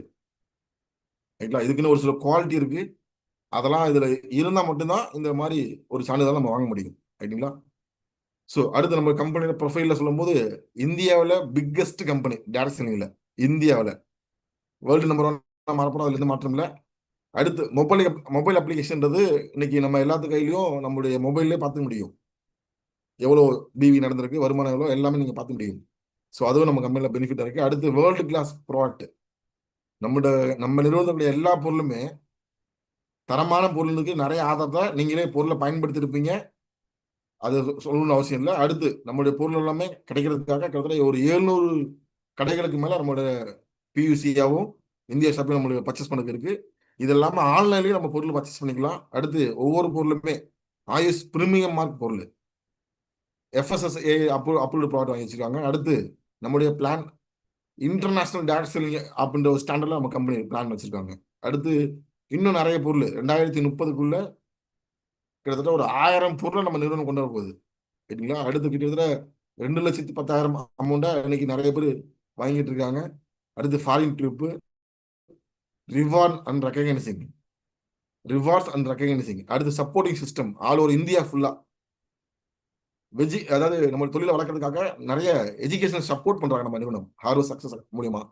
அடுத்து ப்ராப்பர் டிடிஎஸ், நம்முடைய வருமானம் பிடிச்சது போக தான் வரும். ஓகேங்களா? அடுத்து nominee facility, passive income, world class scientist நம்மளுடைய டீம் இருக்காங்க, member of FDSCA federation of directors association, ஃபிக்கில மெம்பரா இருக்காங்க. இவ்வளவு விஷயம் நம்மள்ட்ட இருக்கு. நம்ம கம்பெனி வரலாறு உருவாக்குறதுக்கு ஆல்ரெடி வரலாறு உருவாக்கி வச்சுதான் நம்மள்ட்ட இந்த வாய்ப்பு கொடுத்துருக்கு. ரைட்ங்களா? இது மட்டும் இல்லாம கவர்மெண்ட்ல இருந்து ஸ்கில் இந்தியா மூலியமா கிட்டத்தட்ட ஒரு 75,000 டிஸ்ட்ரிபியூட்டர்ஸ் நம்முடைய இண்டிவிஜுவல் சேல்ஸ் ப்ரொஃபஷனல் அப்படின்ற ஒரு அங்கீகாரம் வாங்கி கொடுத்துருக்காங்க நம்ம நிறுவனம். ரைட்ங்களா? என்னோட பேர் தான் அங்கே இருக்கும், வீரன் தான் போட்டிருப்பாங்க. ஸோ எக்ஸாம் எழுதணும், கவர்மெண்ட் எக்ஸாம் எழுதணும், பாஸ் பண்ணி தான் அந்த இது கொடுத்தாங்க, சர்டிஃபிகேட் கொடுத்தாங்க. ஓகேங்களா? ஸோ நம்முடைய கம்பெனியில் கூடிய இன்கம் வேலை ஒன்று தான் பார்க்க போகிறோம், சிபாரிசு மட்டும் தான் நம்ம எப்போவுமே பண்ண போகிறோம். ஆனால் அந்த வேலைக்கு நமக்கு கிட்டத்தட்ட ஒரு 12 வகையான பெனிஃபிட்டே நமக்கு கிடைக்குது. ஓகேங்களா? ஸோ இதெல்லாம் எப்படி வாங்கணுன்றது ஸ்டெப் பை ஸ்டெப்பாக நமக்கு கொடுத்துருப்பாங்க நம்ம லீடர்ஸ். இந்த வருமானம்லாம் எப்படி வாங்க முடியுது அப்படின்னா நம்ம பண்ணக்கூடிய வியாபாரம் டைரக்ட் செல்லிங். இப்போ நம்ம சம்பாதிக்கிற பணத்தை செலவு பண்ணுவோம். செலவு மீன்ஸ் அப்படின்னா ஏதாவது ஒரு பொருளை வாங்குவோம். ஒரு கஸ்டமரா நீங்க ஒரு பொருளை போய் ஒரு 100 ரூபாய்க்கு எதை வேணா நீங்க எடுத்துக்கலாம், எதை வேணா நீங்க எடுத்து கம்பேர் பண்ணிக்கிங்க. ஒரு 100 ரூபாய்க்கு ஒரு பொருளை நீங்க கஸ்டமரா ஒரு கடையில போய் வாங்குறீங்க அப்படின்னா அந்த 100 ரூபாய் பொருள் தயார் பண்ண ஒரு இடத்துல எவ்வளவு இருக்கும் அப்படின்னா 30 ரூபா தான் இருக்கும். அப்ப 30 ரூபாய்க்கு தயார் பண்ண பொருள் நமக்கு ஏன் 100 ரூபாய்க்கு வந்து சேருது அப்படின்னா அந்த பொருளை உற்பத்தி பண்ண இடத்துல இருந்து நிறைய பேர் என்ன பண்றாங்கன்னா கைமாத்துறாங்க. C&F ஏஜென்ட் ஒரு முதலாளி தான் பல கோடி முதல் போட்டு நம்ம மொத்தமா வாங்கி வச்சுக்குவாரு. அவர் தமிழ்நாட்டில் உள்ள டிஸ்ட்ரிபியூட்டர் கொடுப்பாரு, நேஷனல் டிஸ்ட்ரிபியூட்டர் கொடுப்பாரு, தமிழ்நாட்டில் உள்ளவங்க அந்த டிஸ்ட்ரிக்ட் ஒருத்தர் இருப்பாரு, அவர் கொடுப்பாரு. அப்புறம் ஹோல்சேலர், அடுத்து பார்த்தீங்கன்னா ரீட்டைலர், அப்புறம் அட்வர்டைசிங். ஒவ்வொரு பொருளை பற்றி விளம்பரம் இல்லாம நம்மள்ட்ட கொண்டு சேர்க்க மாட்டாங்க. அப்ப நம்ம 100 ரூபாய்க்கு ஏன் வாங்குறோம்னா இந்த இடையில கூட 70 ரூபா இவங்களுக்கு போய் சேருது. யாருக்குன்னா இந்த இன்டர்மீடியட் சொல்லுவாங்க. இவங்களுக்கு போகக்கூடிய பணத்தை தான் நம்மளும் இங்க 100 ரூபாய் பொருள் வாங்க போறோம். ஆனா அங்க 70 ரூபாய் யாருக்கு போகுது அப்படின்னா அந்த இடைத்தரகர்கள் போது இங்க நம்மளுடைய டேட் சீலிங்ல என்ன பண்றாங்க அப்படின்னா அந்த 70 ரூபாயை நமக்கு பிரிச்சு தராங்க. அதான் போட்டிருக்காங்க பாருங்க, மவுத் அட்வர்டைஸ்மெண்ட், வாய்மொழி விளம்பரம் பண்றதுக்காக அந்த 70% பணத்தை நமக்கு தராங்க. ரைட்டா? இவ்வளவு வருமானம் நம்ம கம்பெனி இவ்வளவு வருமானம் தராங்க அப்படின்னா எந்த அடிப்படையில் தராங்க அப்படின்னா நம்ம பண்றது நேரடி வியாபாரம். இது வரைக்கும் நம்ம எப்படி பொருள் வாங்கிட்டு இருந்தோம், அது அந்த மார்க்கெட்டிங் பேர் ட்ரெடிஷனல் மார்க்கெட்டிங் சொல்லுவாங்க. ஒவ்வொரு பொருளுமே எப்படி வாங்கினோம், இப்படிதான் வாங்கிட்டு இருந்தோம். ரைட்டா? இப்ப டாக்ஸிலையும் நம்ம வாங்குறது இந்த 70 ரூபாய் யாருங்க நமக்கு வருது சேருது. ஸோ அதில் தான் நமக்கு நிறைய வருமானம் கிடைக்குது. ஸோ இதெல்லாம் நம்ம வாங்கணும் அப்படின்னா கொஞ்சம் நம்ம என்ன பண்ணணும், ஸ்மார்ட்டா ஒர்க் பண்ணணும். இப்போ இங்க ஒரு 2 பாக்ஸ் தெரியும் உங்கள்கிட்ட. ஒரு பாக்ஸ் ஸ்கொயரா இருக்கு, இன்னொரு ரவுண்டா இருக்கு.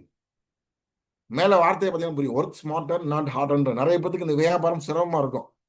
யாருக்கு சிரமமா இருக்கும் அப்படின்னா, வீல் அப்படின்னா எப்படி இருக்கும், ஒரு ஒரு 4 வீலர்லையோ அல்லது 2 வீலர்லையோ சக்கரை எப்படி இருக்கும் அப்படின்னா ரவுண்டா தான் இருக்கும். ரைட்டுங்களா? அது ரவுண்டா தான் ஓடும், சதுரமா தான் ஓடுமா? ஓடாது. நிறைய பேர் இந்த வியாபாரத்தை கஷ்டப்பட்டு பண்றதுக்கு காரணம்னா இந்த வியாபாரத்தை நம்ம சரியா செய்யறதுக்காக சிஸ்டம்னு சொல்லி கொடுத்துருப்பாங்க. அந்த சிஸ்டத்தை ஃபாலோ பண்றது தான் அந்த வியாபாரம் கரெக்டா அமையும். அந்த சிஸ்டம் தான் இங்க கொடுத்துருக்க, நான் சொல்ல போறேன். அந்த சிஸ்டத்தை ஃபாலோ பண்ணா உங்க வீடு ரவுண்டா இருக்கும், ஈஸியா போகும். இப்ப உங்களுக்கு புரியமா சொல்லணும்னா, இப்ப வெளிநாட்டுல டிரைவ் பண்ற டிரைவர் இருப்பாங்க இல்லையா, வெளிநாட்டு டிரைவர், அங்க டிரைவருடைய சீட் எந்த பக்கம் இருக்கும், எந்த பக்கம் இருக்கும், எந்த பக்கம் இருக்கும்? லெஃப்ட் சைட்ல இருக்கும். வெளிநாட்டுல உள்ள எப்படி இருக்குன்னா லெஃப்ட் சைட்ல இருக்கும், நம்ம நாட்டுல ரைட் சைட்ல இருக்கும். ரைட்டுங்களா? இப்ப வெளிநாட்டு டிரைவரை இங்க வந்து ஓட்ட என்ன ஆகும் நினைக்கிறீங்க? ஆக்சிடென்ட் ஆகும்.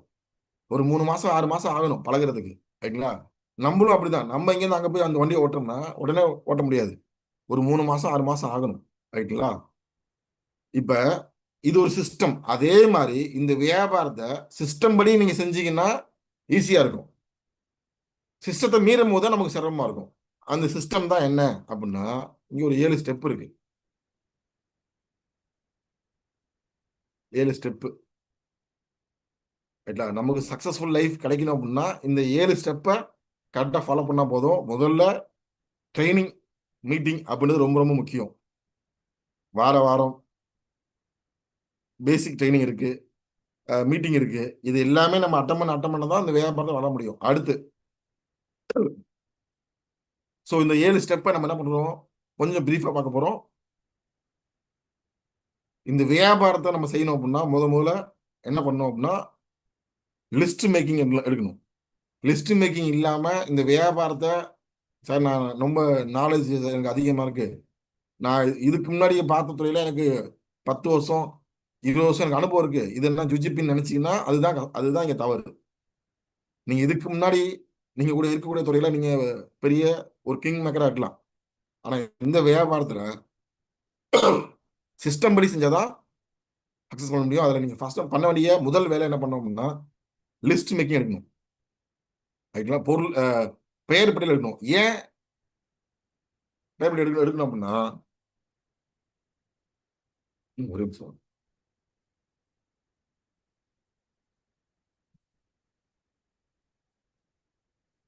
உங்களால எல்லாத்துட்டையும் போயிட்டு நீங்க நிறைய பேர்த்த பார்ப்பீங்க. எப்படி பார்ப்பீங்கன்னா, பார்த்தோன்னா பேசுவீங்க, நம்மளை விட்டு கொஞ்சம் அவாய்ட் பண்ணி போவாங்க. காரணம் என்னன்னா இந்த சிஸ்டம் படி போகாதான் பிரச்சனை. அப்ப முதல்ல பண்ண வேண்டிய லிஸ்ட் மேக்கிங்.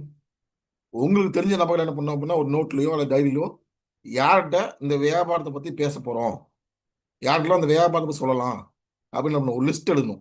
அதில் அவங்க பேரு, ஃபோன் நம்பர், அவங்க இமெயில் ஐடி, என்ன வேலை பார்க்குறாங்க, இதெல்லாம் நீங்கள் எழுதி வச்சுக்கணும். உங்களால் உங்க மைண்ட்ல இருந்து எத்தனை பேர் சொல்ல முடியும்னா மேபி ஒரு 10 பேர் அல்லது 20 பேர் சொல்ல முடியும். உங்களால சடனாக கேட்டு அவங்களால சொல்ல முடியும். ஆனால் 100 பேர்த்த உங்களால சொல்ல முடியாது. அப்ப 100 பேர் எழுதி வச்சிருந்தீங்கன்னா என்ன பண்ண முடியும், நம்ம ஈஸியா பார்க்க முடியும். அதனால யாருக்கிட்ட இந்த வியாபாரத்தை பத்தி சொல்ல போறோன்றது யாரும் ப்ரீஜேஜ் பண்ண வேணாம். ப்ரீஜேஜ் என்ன அர்த்தம் அப்படின்னா முன்கூட்டியே தீர்மானிக்கணும், இவங்க எடுப்பாங்க எடுக்க மாட்டாங்கன்றத என்ன பண்ணலாம், தீர்மானிக்க வேண்டாம். நம்ம வேலை என்னன்னா இந்த வியாபாரத்தை சொல்றது. இன்னைக்கு உலகத்துல யாராவது ஒரு நபரை நீங்க காமிங்க, சார் இவங்க வந்து எனக்கு பணம் வேணாம்னு சொல்றாங்க சார், யாராவது காமிக்க முடியுமா உங்களால? காமிக்கவே முடியாது. பணம் எல்லாத்துக்கும் தேவைதான். ரைட்டா? அப்ப பணம் தேவை என்ற பண தேவை யாருக்கெல்லாம் இருக்கோ அவங்க எல்லாத்துக்கும் அந்த வாய்ப்பு தேவை. அதனால என்னன்னா, முதல்ல நம்ம பண்ண வேண்டிய வேலை என்னன்னா, லிஸ்ட் மேக்கிங் அப்படின்றது ரொம்ப ரொம்ப முக்கியமான விஷயம். பெயர் பட்டியல் இல்லாம நீங்க யார்கிட்டயும் பொருளையோ இந்த வியாபாரத்தையோ பத்தி பேசவே கூடாது. அப்படி பேசுனீங்க அப்படின்னா இந்த வியாபாரத்துல சக்சஸ் அடையிறது கொஞ்சம் லேட் ஆகும். ரைங்களா? அதெல்லாம் ஃபர்ஸ்ட் பண்ண வேண்டிய விஷயம் லிஸ்ட் எடுக்கணும். லிஸ்ட் எடுத்ததுக்கு அப்புறம் என்ன பண்ணணும் அப்படின்னா தரம் பிரிக்கணும். தரம் எப்படி பிரிக்கணும்னா ரெண்டே ரெண்டு. ஒண்ணு பொருள் யாருக்கு, இன்னொன்னு இந்த வியாபாரம் யாருக்கு. பொருள் யாருக்கு அப்படின்னு நீங்க கேட்டீங்க அப்படின்னா அதுக்கு வயசு வயசு வித்தியாசம் தேவையில்லை, படிச்சிருக்கணும்ன்ற அவசியம் இல்லை. சின்ன குழந்தையில இருந்து பெரிய வரைக்கும் என்ன பண்ணலாம், எல்லாத்துக்கும் தேவையான பொருட்கள் நம்மள்ட்ட இருக்கு. இப்போ ஒரு குழந்தை இருக்கு அப்படின்னா அதுக்கு தேவையான பொருள் நம்மள்ட்ட இருக்குமா இருக்காதுங்களா? இருக்கு. நியூட்ரி லைஃப் இருக்கு, கவாச் பைஸ் இருக்கு, ரைட்டா, புரோட்டீன் பவுடர் இருக்கு. இது ஒரு சின்ன குழந்தை கொடுக்கும். பெரியவங்களுக்கும் என்ன பண்ணலாம், அவங்களுக்கும் இந்த பொருளை கொடுக்கலாம். அப்ப சிறு குழந்தையிலிருந்து பெரிய வரைக்கும் பயன்படுத்துற மாதிரி பொருட்கள் நம்மள்ட்ட இருக்கு. அப்ப பொருளை பத்தி நம்ம யாருக்கெல்லாம் கொடுக்கலாம், அதுல நமக்கு பிரச்சனை இல்லை. இது ஒரு லிஸ்ட். அடுத்து பிசினஸ் பத்தி யார்கிட்ட பேசலாம் அப்படின்னா பொருளை பத்தி பேசுறதுக்கு எந்த ஒரு தகுதியும் தேவையில்லை. ஆனா பிசினஸ் தரணும் அப்படின்னா அவங்கள்ட்ட கண்டிப்பா நீங்க தகுதி பார்க்கணும். ரைட்ல? அதெல்லாம் இங்க கொடுத்துருக்காங்க. நீங்க எடுத்த லிஸ்ட்ல தரம் பிரிக்கணும். ரெண்டா தரம் பிரிக்கணும். ஒண்ணு பொருள் யாருக்கு, இன்னொன்னு இந்த வியாபாரம் யாருக்குன்னு தரம் பிரிக்கணும். ரைட்டுங்களா? அதாவது உங்களுக்கு சிம்பிளா புரியுற மாதிரி சொல்லணும் அப்படின்னா இப்ப நம்ம ஊர்ல நிறைய பேர் கொத்தனார் ஒரு பில்டிங் வீடு கட்டுறான்னு வச்சுங்களேன்.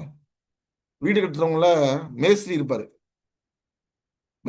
கொத்தனார் இருப்பாரு, இன்ஜினியர் இருப்பாரு. இந்த இடத்துல இன்ஜினியருக்கு சம்பளம் அதிகமா, கொத்தனார் மேஸ்திரிக்கு சம்பளம் அதிகமா? இன்ஜினியரிங் தான் சம்பளம் அதிகம்.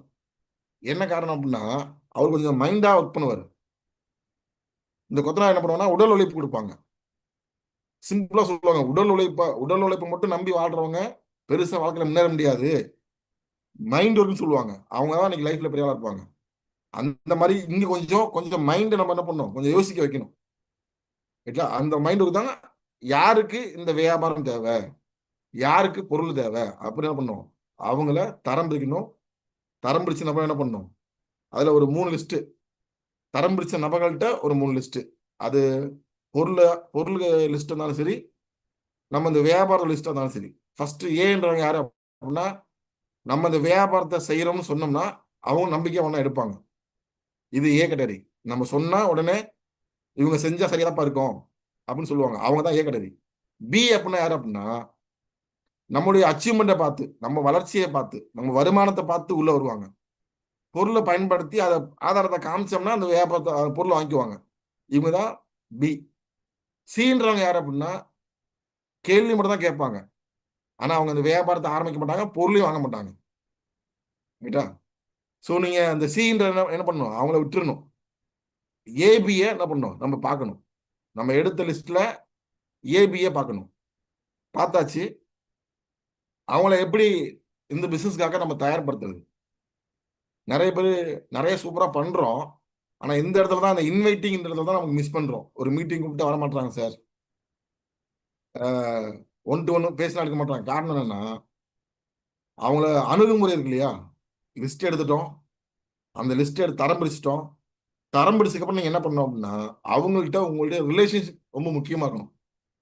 நிறைய பேர் என்ன பண்றோம் அப்படின்னா அவங்கள பார்த்து 1 வருஷம் இருக்கும், 2 வருஷம் இருக்கும். திடீர்னு பார்ப்பீங்க எங்கேயாவது, ஒரு கல்யாணத்துல பார்ப்பீங்க, இல்லை பஸ்ல பார்ப்பீங்க, இல்லை ட்ரெயின்ல பார்ப்பீங்க, இல்லை வளகாப்பு எங்கேயாவது காது குத்து கிடா விட்டு எங்கேயாவது பார்த்தீங்கன்னா பார்த்த உடனே நம்ம செய்யற விஷயம் என்னன்னா உடனே இந்த வியாபாரத்தை பத்தி பேச ஆரம்பிச்சிருவோம். சூப்பரான பிசினஸ் இருக்கு, பொருள் நல்லா தரமான பொருள் இருக்கு இப்படின்னு பேச ஆரம்பிச்சிருவோம். இப்படி பேசினா அவங்க வருவாங்களா அப்படின்னு கேட்டா வரமாட்டாங்க. முதல்ல என்ன பண்ணணும், நீங்க யார்கிட்ட வியாபாரத்தை பத்தி பேசினாலும் சரி, இல்ல பொருளை பத்தி பேசினாலும் சரி, முதல்ல நீங்க செய்ய வேண்டிய விஷயம்னா உங்களுக்கும் அவங்களுக்கும் ஒரு ரிலேஷன்ஷிப் அப்படின்றது ஒரு நல்ல குட்டா வளர்த்து வச்சுக்கணும். ஓகே, இந்த நபர் வந்து எந்த விஷயம் பேசினாலும் பாசிட்டிவா பேசுவாரு, இவரோட கேரக்டர் நல்ல கேரக்டர், இவர்கிட்ட பேசினா நமக்கு ஆறுதலா இருக்கும் அப்படின்னு என்ன பண்ணணும் அப்படின்னா முதல்ல அவங்கள்ட்ட ரிலேஷன்ஷிப்பை நீங்க நல்லா வளர்த்துக்கணும். அப்படி வளர்த்துட்டாதான் அவங்க நம்மள்ட்ட நம்ம கூப்பிட்டா வருவாங்க. ரிலேஷன்ஷிப்பை பில்ட் பண்ணாம எடுத்த உடனே அவங்கள்ட்ட போய் இந்த மாதிரி மீட்டிங் இருக்கு வா அப்படின்னு கூப்பிட்டீங்கன்னா வரமாட்டாங்க அவங்க. அதனால பண்ற விஷயம், முதல்ல நீங்க யார்கிட்ட போய் இந்த பிசினஸ் பத்தி பேசணும்னு நினைக்கிறீங்களோ முதல்ல அவங்கள்ட்ட ஒரு ரிலேஷன்ஷிப்பை வளர்த்துக்குங்க. வளர்த்துக்கிட்டு அவங்கள்ட்ட என்ன தேவைன்னு நீங்க கணிக்கணும். அவங்களுக்கு பண தேவை இருக்கு, எவ்வளவு இருக்கு, அவங்களுக்கு கனவு இருக்கா, லைஃப்ல எத்தனை பசங்க, அவங்களுக்கு அவங்க குடும்பத்துல எத்தனை பேர் இருக்காங்க, வருமானம் எப்படிலாம் வருது அப்படின்னு நீங்க ஒரு ஒரு சர்வே எடுத்து இதுலதான் உங்க மைண்டை பயன்படுத்தி அவங்கள்ட்ட என்ன பண்ணணும் அப்படின்னா ஒரு எதிர்பார்ப்பை நீங்க உருவாக்கணும். ப்ராஸ்பெக்டிங்கிறது ரொம்ப ரொம்ப முக்கியமான விஷயம். இது ஒரு கலை தான். எப்படி சினிமா, அது நடிப்பு ஒரு கலையோ, ஒரு ஒரு நடனம் அப்படின்ற ஒரு கலையோ, பாட்டுன்ற ஒரு கலையோ, அதே மாதிரி மக்களை இந்த வியாபாரத்துல கொண்டு வர்றதுக்காக நீங்க பேசுற முறைன்றது இது ஒரு கலை தான். இந்த கலையை நீங்க எந்த அளவுக்கு வளர்த்து வச்சுக்கிறீங்களோ அந்த அளவுக்கு ரொம்ப ஈஸியா இருக்கும். சொல்லுவாங்க ஒன் ஸ்மைல், ஒரு ஸ்மைலு நிறைய தடையை உடைக்கணும்னுவாங்க. ஒரு டிஸ்ட்ரிபியூட்டரை சந்திக்க போறீங்க, அல்லது ஒரு கஸ்டமருக்கு பொருள் கொடுக்க போறீங்க, நீங்க பார்த்து முதல்ல செய்ய வேண்டிய விஷயம் என்னன்னா ஒரு ஸ்மைல் நல்லா அழகா பண்ணாலே போதும், அவங்க சீக்கிரம் ஆரம்பிச்சிருவாங்க. அதை ஒன் ஸ்மைல் பிரேக் எ மைல்னு சொல்லுவாங்க. அந்த மாதிரி என்னன்னா ஒரு நபரை தயார்படுத்துறது ரொம்ப முக்கியமான விஷயம். அவங்கள்ட்ட என்ன தேவை இருக்கு அப்படின்னு பார்த்து நம்ம எதுவும் ஆள் பிடிக்கிற போல நல்லா புரிஞ்சுக்கணும். நமக்கு அப்புறம் வரவங்க நம்மளுடைய பிசினஸ் பார்ட்னர். அந்த பார்ட்னரை உருவாக்கணும் அப்படின்னா முதல்ல அவங்க வியாபாரத்தை கூப்பிடும் போது அவங்கள்ட்ட இந்த மாதிரி வார்த்தைலாம் பயன்படுத்தக்கூடாது. சேல்ஸு, மார்க்கெட்டிங்கு, MLM, மீட்டிங்கு, இந்த மாதிரிலாம் நம்ம பயன்படுத்திங்கன்னா அவங்க யாரும் வரமாட்டாங்க. அவங்கள்ட்ட என்ன பண்ணோம்னா முதல்ல ஒரு எதிர்பார்ப்பை உருவாக்கணும். எதிர்பார்ப்பை எப்படி உருவாக்கணும் அப்படின்னா ஃபர்ஸ்ட் உங்கள்ட்ட இருந்து ஒரு மாற்றத்தை கொடுக்கணும். நீங்க இந்த தொழிலுக்கு முன்னாடி நீங்க எப்படி இருந்துக்கலாம், ஒரு விவசாயம் இருந்துக்கலாம், ஒரு எம்ப்ளாயா இருந்துக்கலாம், இல்ல நீங்க எப்படி வேணா இருந்துக்கலாம். ஆனா இந்த தொழில் ஆரம்பிச்சிருக்கின்றத உங்க ஃப்ரெண்டுகிட்டையும் உங்க ரிலேஷன்கிட்டையும் நீங்க எப்படி காமிக்க முடியும்னா ஒரு தோற்றம், உங்களுடைய பேச்சு, உங்களுடைய நடவடிக்கை, இதெல்லாம் ரொம்ப முக்கியமான விஷயம். இந்த மாற்றத்தை காமிக்கும் போது அவங்களே கேட்க ஆரம்பிப்பாங்க, என்ன பண்றீங்க, உங்கள்கிட்ட எது மாற்றம் தெரியுது அப்படின்னு கேட்க ஆரம்பிப்பாங்க. இதுதான் ஒரு நபரை ஆர்வப்படுத்துறதுன்னு சொல்லுவாங்க. நம்ம கூப்பிட வேணா, அவங்களே ஆர்வப்படுத்தணும். அதுக்குதான் அந்த ப்ராஸ்பெக்ட்ன்றது முக்கியம். யாரா இருந்தாலும் நீங்க எடுத்த லிஸ்ட்ல உடனே சடனா கூப்பிடாம அவங்கள்ட்ட முதல்ல பழகி ஒரு நல்ல நட்புறவை வளர்த்துக்கிட்டு ஈகிள் ஐன்னு சொல்லுவாங்க. ஈகிள் ஐன்னு என்ன அர்த்தம் அப்படின்னா ஒரு பறவை, ஒரு பருந்து எவ்வளவு ஹைட்ல பறந்தாலும் சரி, இறைய கீழே பார்த்துச்சு அப்படின்னா அது கரெக்டா வந்து கொத்தும். அந்த மாதிரி நீங்க எடுத்த லிஸ்ட்ல யாருக்கு எந்த மீட்டிங் கரெக்ட்னு நீங்க பார்க்கணும். ஒருத்தருக்கு டைரக்டா பேசினா நல்லா இருக்கும், ஒரு சில பேருக்கு ஒரு 10 பேர் வச்சு பேசினா அவர் புரிஞ்சுக்குவாரு, ஒரு சில பேருக்கு 100 பேர் வச்சு காமிச்சாதான் அவருக்கு புரியணும்னா இங்கதான் உங்க மைண்டை பயன்படுத்தி அவங்க எதுக்கு அவருக்கு தகுந்தாமோ அந்த மாதிரி குறைக்கணும் அவரை. ரைட்டுங்களா? ஸோ இந்த மாதிரி ப்ராஸ்பெக்ட்ன்றது ரொம்ப முக்கியமான விஷயம். அவங்கள்ட்ட என்ன பண்ணுறது, இந்த பிசினஸை பத்தியோ எதுவுமே சொல்லாம உங்கள்கிட்ட நிறைய மாற்றத்தை காமிச்சிட்டு அவங்கள ஆர்வப்படுத்தி கூப்பிடணும். இது 2வது ஸ்டெப். 3வது ஸ்டெப், அடுத்து இன்வைட் பண்றோம் 2 to 1க்கோ அல்லது ஹோம் மீட்டிங்கோ, அடுத்து GTS ஹாலில் வச்சு கொடுக்குறோம் அப்படின்னா இது ரொம்ப முக்கியமான விஷயம். ஒரு 2 to 1 அப்படின்னா அவர்கிட்ட அப்பாயின்மெண்ட் வாங்காம என்ன பண்ணக்கூடாது, நீங்க பிசினஸ் பேசக்கூடாது, அப்பாயின்மெண்ட் வாங்கிட்டு தான் பேசணும். அதே மாதிரி இந்த தொழிலை நீங்க எந்த அளவுக்கு மதிக்கிறீங்கன்றத பொறுத்து தான் அவர் இந்த வியாபாரத்தை ஆரம்பிப்பாரு.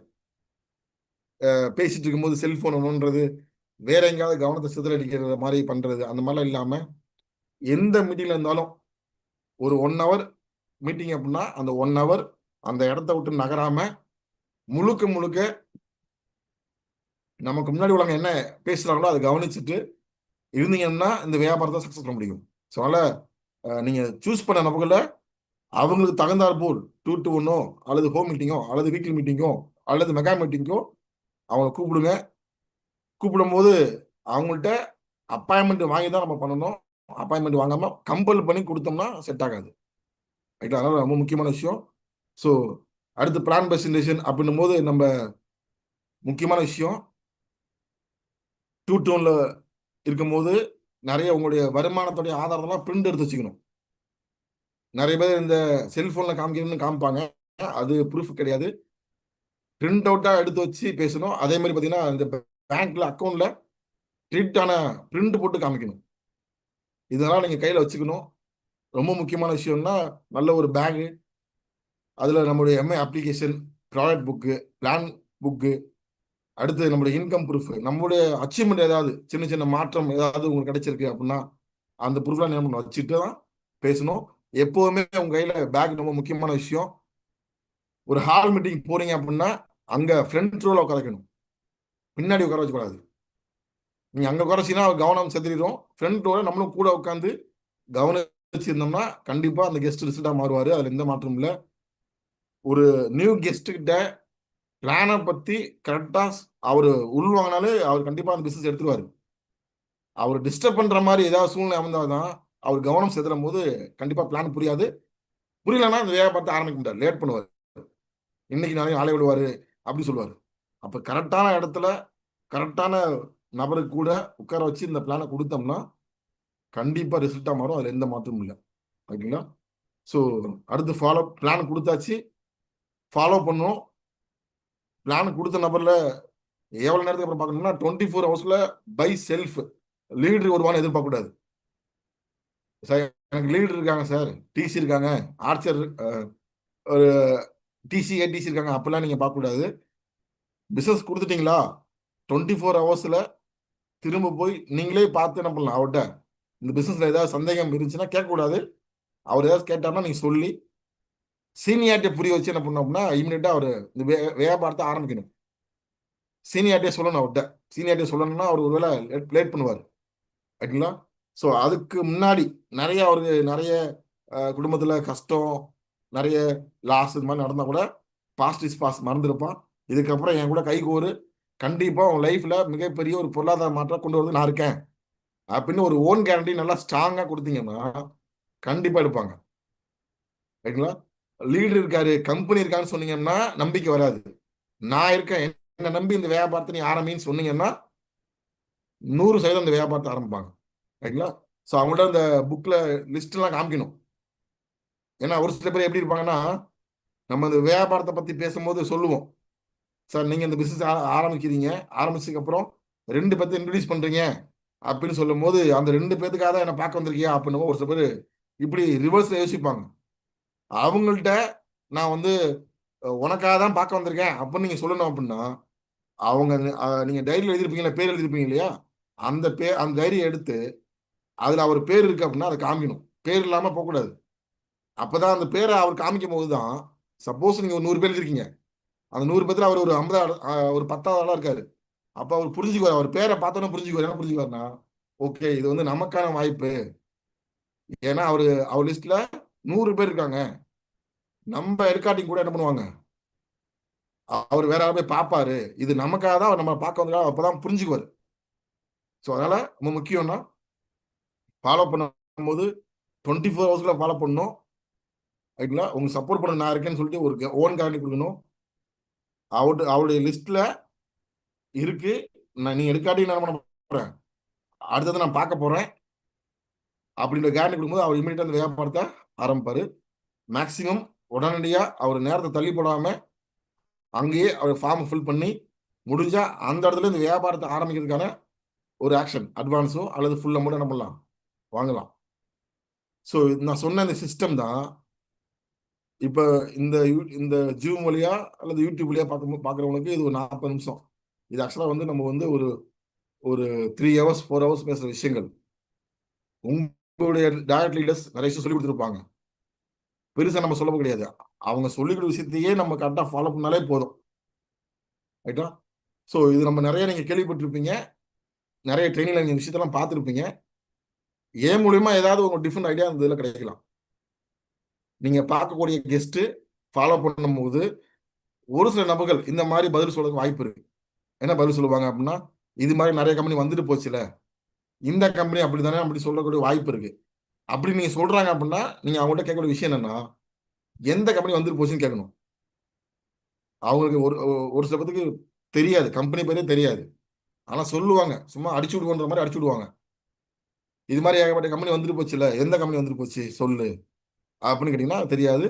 நம்ம கம்பெனி எத்தனை வருஷமா இருக்கிறாங்க, மேனேஜ்மெண்ட் எவ்வளவு ஸ்ட்ராங்கா இருக்காங்க, இந்த நம்மளுடைய கம்பெனியோட ப்ரொஃபைல்லாம் சொன்னீங்கன்னா அவங்க புரிஞ்சுக்குவாங்க. ரைட்டுங்களா? அந்த கேள்விக்கு அதான் பதில். என்னுடைய பக்கத்து வீட்டுக்காரர் இந்த வியாபாரத்தை எடுத்து தோத்துட்டாரு. ஏன் எடுத்தாரு? ஏன் தோத்தாரு? சரி, ஏன் தோத்தாரு? என்ன காரணம்? தோக்குறதுக்கான காரணம் என்ன கேட்டீங்களா அப்படின்னு கேட்டா அதை சொல்லுவாங்க. இல்ல அது சரியில்லை, கடைசியில பார்த்தோம்னா அந்த எடுத்த நபர் தோத்து போனார்ல, அந்த நபர் இந்த வியாபாரத்தை சரியா பண்ணிருக்க மாட்டாரு. இப்ப எல்லாத்துக்கும் ஒரு அடையாளம் இருக்கு. இப்போ ஒரு அரசியல்வாதி அப்படின்னா எப்படி எப்படி பார்ப்போம்? அவர் அரசியல்வாதி எப்படி அடையாளம் பார்ப்போம்னா, ஒயிட் நோட்ல இருந்தாலும் அரசியல்வாதி. ஒரு டாக்டர் இருக்காருன்னா டெட்டஸ்கோப் போட்டிருப்பாரு, ஷர்ட் இருக்கும், ஆஃப் கோட் போட்டிருப்பாரு. ஒரு வக்கீலுக்கு ஒரு ட்ரெஸ் கோட் இருக்கு. இந்த மாதிரி டேட் செல்லிங்க்கும் நம்ம எப்படி இருக்கணும் ரூல்ஸ் இருக்கு. அந்த வியாபாரம், இந்த விதிமுறைப்படி இந்த வியாபாரம் பண்ணாதான் சக்சஸ்ஃபுல். அந்த மாதிரி என்னன்னா, இந்த வியாபாரத்தை முறைப்படி செய்யலன்னா அவர் தோத்து போயிருப்பாரு. இதை அவர்கிட்ட புரிய வைக்கணும். இங்க உள்ள பொருட்கள்லாம் தரமான பொருளா? 100க்கு 101% கண்டிப்பா தரமான பொருள் தான். ரைட்டா? நிறைய ப்ரூஃப் இருக்கு. நீங்க வீடியோ எல்லாம் வந்துச்சுன்னா யூடியூப்ல நிறைய வீடியோ இருக்கு, நீங்க காமிக்கலாம். எடுத்து இந்த மாதிரி இவங்க இந்த பொருளை பயன்படுத்திருக்காங்க, நிறைய அதெல்லாம் நீங்க எடுத்து காமிக்கலாம் தரமான பொருள். என்கிட்ட பணம் இல்லைன்னு சொல்றாரு. என்கிட்ட பணம் இல்லைன்னு சொல்றாரு. அவர்கிட்ட நீங்க என்ன சொல்லலாம் அப்படின்னா, இவ்வளவு வருஷம் நம்ம உழைச்சிருக்கோம், இந்த பணத்தை நம்ம சேமிச்சு வைக்க முடியாத சூழ்நிலை இருக்கோம்னா, இந்த நிலைமை மாத்துறதுக்காக தான் அந்த வாய்ப்பு கிடைச்சிருக்கு. உன் பணத்துக்கு நான் கேரண்டி. என்ன நம்பி இந்த வியாபாரத்தை ஒன்று கண்டிப்பா சம்பாதிக்கணும்னு சொல்லணும் நீங்க. அதே மாதிரி எனக்கு நேரம் இல்லைன்னு சொல்லிட்டாரு, எனக்கு டைம் இல்லைன்னு சொல்லிட்டாரு. டைம் இல்லாம சொல்றாங்க இல்லையா, அவங்களுக்கு தான் இந்த பிசினஸ் கரெக்ட்னு சொல்லணும். நீங்க உங்களுக்கு மட்டும் தான் இந்த பிசினஸ் சூட்டபிள் ஆகும். ஏன்னா நேரம் இல்லாம நீங்க உழைக்கிறீங்க இல்லையா, உங்களுக்கு நீங்க இந்த வியாபாரத்தை ஆரம்பிச்சு இந்த வியாபாரத்தை ஒரு 2 பேர் நல்லா புரிஞ்சுக்கிட்டு இந்த வியாபாரத்தை அவங்க செஞ்சாங்கன்னா உங்களுக்கு ஆட்டோமேட்டிக்கா நீங்க எப்பயுமே ஃப்ரீ டைம் இருக்கலாம் அப்படின்னு சொல்லி புரிய வைக்கலாம். அடுத்து I am not able to promote, இதெல்லாம் போய் நல்லா எப்படி சொல்ல முடியும்? நீங்க சொல்ல வேணா, நாங்க வந்து பேசி தரோம், நீங்க ஆளை மட்டும் காமிச்சுதாங்க அப்படின்னு சொல்லலாம். அதே மாதிரி இது இந்த இந்த பிசினஸ் ஒரு பிசினஸா அப்படின்னு நிறைய பேர் சொல்லுவாங்க. அதெல்லாம் பண்ணி கேட்டாங்க. இப்ப இந்த கேள்வி வரதில்லை. அப்படி கேட்டானா சொல்லுங்க, இதுல என்ன தரக்குறைவா இருக்கு? நம்ம எதுவும் தப்பா செய்யலையே. இங்க உள்ள ஒவ்வொரு பொருளுமே இன்னைக்கு நிறைய பேர்த்த கேட்டோம்னா, பொருளை பயன்படுத்தி ரிசல்ட் வரணும்னா கையெடுத்து கும்பிட்டாங்க. கேன்சர் சரியா இருக்கு, குழந்தை பாக்கியம் கிடைச்சிருக்கு, சுகர் சரியா இருக்கு, கிட்னி உப்பு சரியா இருக்கு, இது மாதிரி ஏகப்பட்ட விஷயம் சரியா இருக்கு. அவங்க எல்லாம் போய் கேட்டோம்னா அந்த பொருளை பத்தி கையெடுத்து கும்பிடுவாங்க. ரைட்டா? ரொம்ப அவரு கொத்தனாரா இருந்தாரு, இன்னைக்கு கார் வாங்கியிருக்காரு, படிக்கவே இல்லை, இன்னைக்கு ஒரு கூட வீடு கட்டிருக்காரு. இந்த மாதிரிலாம் இருக்கும்போது இதுல என்ன தரக்குறைவு இருக்கு? இந்த மாதிரி என்னன்னா எக்ஸாம்பிள் சொல்லி ஆதாரத்தோட நீங்க பேசுனீங்க அப்படின்னா கண்டிப்பா புரிஞ்சுக்குவாங்க. அதே மாதிரி நான் இந்த வியாபாரத்தை 2 பேர்த்த எடுத்து வச்சுட்டு சேர்றேன்னு சொல்லுவாரு. அப்படி நடக்க வாய்ப்பே இல்லை. ரைட்டுங்களா? ஏன்னா ஐடி போடாம வெறும் வாய் வழியா பேசினா யாருமே உள்ள வர மாட்டாங்க. சொல்லி புரியணும். அதே மாதிரி 2 நாள் டைம் கேட்டாருன்னா அவர்கிட்ட சீனியாரிட்டி சொல்லணும். இது மாதிரி நான் அடுத்தடுத்து நிறைய பேருக்கு பிசினஸ் கொடுத்துருக்கேன், அவங்களாம் அந்த வியாபாரத்தை ஆரம்பிக்கிறாங்க, அதுக்கு முன்னாடியே நீ ஆரம்பிச்சுன்னா அவங்களாம் ஓன் டீம்ல வருவாங்க, இப்படி வருமானம் ஜாஸ்தியாகும்னு பேப்பர்ல எழுதி காமிக்கணும். அப்பதான் அவங்க புரிஞ்சுக்குவாங்க. வாயில சொன்னா புரியாது. இதெல்லாம் நிறைய பேர் நம்ம பார்க்கக்கூடிய இடத்துல நம்முடைய கெஸ்ட் கேட்பாங்க. கேள்வி கேட்காம வியாபாரத்தை ஆரம்பிக்கணும்னு யாருமே நினைக்காதீங்க. கேள்வி கேட்டாதான் நீங்க வளர முடியும். இல்லைன்னா அந்த கேள்விக்கு பதில் கிடையாது, உங்களுக்கு தெரியாம போயிடும். ரைட்டுங்களா? யாராவது ஒரு கெஸ்ட் இந்த வியாபாரத்தை ஆரம்பிக்கும் கேள்வி கேட்டோம்னா சந்தோஷப்படுங்க. அப்பதான் நீங்க கத்துக்க முடியும். நீங்க கத்துக்கலன்னா நீங்க லீட் ஆனாலும் பிரயோஜனம் இருக்காது. அதனால கேள்வி கேட்கனா அது கரெக்டா பதில் சொல்லி அவங்க இந்த வியாபாரத்தை ஆரம்பிக்க முடியும். ஸோ கடைசியா ஒரு விஷயம் என்னன்னா, இது பார்ப்பீங்க, எல்லாத்துக்கும் தெரியும், என் கிராஃப்னு சொல்லுவாங்க. இந்த சிவப்பு கலர்ல கோடு இல்லையா, அதெல்லாம் நம்மளுடைய உழைப்பு. இந்த கிரீன்ல இருக்கிறதா நம்ம இன்கம். நெட்வொர்க் மார்ட்டை பொறுத்த வரைக்கும், நம்மளுடைய டேட் செல்லிங்கை பொறுத்த வரைக்கும் ஆரம்ப காலத்துல அதிகமான உழைப்பு இருக்கும். எப்படின்னா இந்த மாதிரி அதிகமா உழைப்பு இருக்கும். வருமானன்றது அப்பதான் ஸ்டார்ட் ஆகும். ஒரு 2 பேர் இந்த வியாபாரத்தை ஆரம்பிச்சிட்டாங்கன்னா நம்மளுக்கு இன்கம் கொஞ்சம் வரும், உழைப்பு கொஞ்சம் இருக்கும். அடுத்து பார்த்தீங்கன்னா உழைப்பு வருமானமும் சரிசமமா இருக்கும். அதுக்கப்புறம் என்ன ஆகும் அப்படின்னா, வருமானம் அதிகமா இருக்கும், உழைப்பு கொஞ்சம் குறைஞ்சிருக்கும். கடைசி வருமானம் மட்டும்தான் இருக்கும், உழைப்பு அப்படின்றது இருக்காது. எப்படி உழைப்பு இருக்கும்னா, அவங்க ஃபுல்லாவே பெரிய பெரிய செமினார்ஸ், இன்டர்நேஷனல்ல எங்கேயாவது மீட்டிங் கான்ஃபரன்ஸ் இருந்து அட்டன் பண்றது, கம்பெனியோடைய போர்டு மீட்டிங் அட்டன் பண்ணுறது, அந்த மாதிரி தான் இருக்கும். ஸோ நல்லா புரிஞ்சுங்க, எல்லா துறையிலுமே எல்லா தொழிலுமே அடிப்படை அப்படின்றது கஷ்டமா தான் இருக்கும். உங்களுக்கு எல்லாத்துக்கும் தெரியும், நடிகர் சூர்யா தெரிஞ்சுக்க நினைக்கிறேன். சூர்யா தெரிஞ்சுக்கும் இல்லையா? தெரியும் இல்லையா? சூர்யா தெரியும். அவரு முதல்ல இந்த சினிமா துறையில் உள்ள வரும்போது இதெல்லாம் ஒரு மூஞ்சா, இது நடிக்க தெரியுதா, ஒரு காமெடி வருதா, எங்கேயாவது ஒரு டான்ஸ் ஆட தெரியுதா அப்படின்னு கிண்டல் பண்ணாங்க, கேலி பண்ணாங்க. ஆனா பிதாமகன்ல அவர் நடிப்பை பார்த்து நிறைய பேர் பாராட்டினாங்க. இன்னைக்கு சூர்யா அப்படின்றது ரஜினி, கமல், விஜய், அஜித்துக்கு அப்புறம் சூர்யான்ற ஒரு இடத்துக்கு வந்துட்டாரு. இது மாதிரி நிறைய சினிமா இண்டஸ்ட்ரியில இதெல்லாம் ஒரு முகமா, இதெல்லாம் ஒரு நடிப்பா, இதுக்கு சிரிப்பு வருதா, காமெடி வருதா அப்படின்னு கிண்டல். அடிப்படையில எல்லாமே கஷ்டப்பட்டு தான் இருந்திருக்காங்க. அது சினிமால மட்டும் இல்ல, உலகத்துல தொழில் பண்ண அத்தனை பேருமே அடிப்படையில ஆரம்ப நிலை அப்படின்றது கொஞ்சம் சிரமமா தான் இருக்கும். அந்த சிரமத்துல தான் நம்ம நிறைய கத்துக்குவோம். அப்ப கத்துக்க ஆரம்பிக்கும் போது நம்ம தொடர்ச்சியா பண்ணும்போது என்ன ஆகும்னா, மேல மேல போகும். கடைசி ஸ்டேஜ் நமக்கு வருமானம் மட்டும்தான் அதிகமா இருக்கும். ரைட்ல? அப்படியேப்பட்ட அந்த வருமானத்தை நிறைய இன்னைக்கு நம்முடைய WTC, UTC எல்லாமே வாங்கிட்டு இருக்க இந்த மாதிரி ஸ்டேஜ்ல தான் இருக்காங்க. ஸோ நமக்கும் இந்த மாதிரி சரியான வாய்ப்பு கிடைச்சிருக்கு. எல்லாமே நம்ம இலக்கு என்னன்னா, முழுக்க முழுக்க வாரம் 2,10,000 அப்படின்ற இலக்கு நோக்கி தான் பயணம் செய்யறோம். இந்த இந்த 2,10,000 நோக்கி நம்ம பயணம் செய்யறோம் அப்படின்னா, இப்ப சொல்லி கொடுத்த சிஸ்டத்தை டிஸ்ட்ரிபியூட்டரா நீங்க இருக்கீங்க அப்படின்னா கண்டிப்பா அதெல்லாம் ஃபாலோ பண்ணாதான் அதெல்லாம் நமக்கு கிடைக்கும். அதனால கண்டிப்பா நம்முடைய ஒரு டீம் வார வருமானம் 2,10,000 கண்டிப்பா வாங்குற இலக்கோட பயணம் செய்வோம். கடைசி ஒரு வார்த்தை மட்டும் சொல்லி முடிச்சுக்கலாம். இங்க ஒரு வார்த்தை போட்டிருக்கு, you don't build a business, you build people and then people build your business போட்டிருக்கு.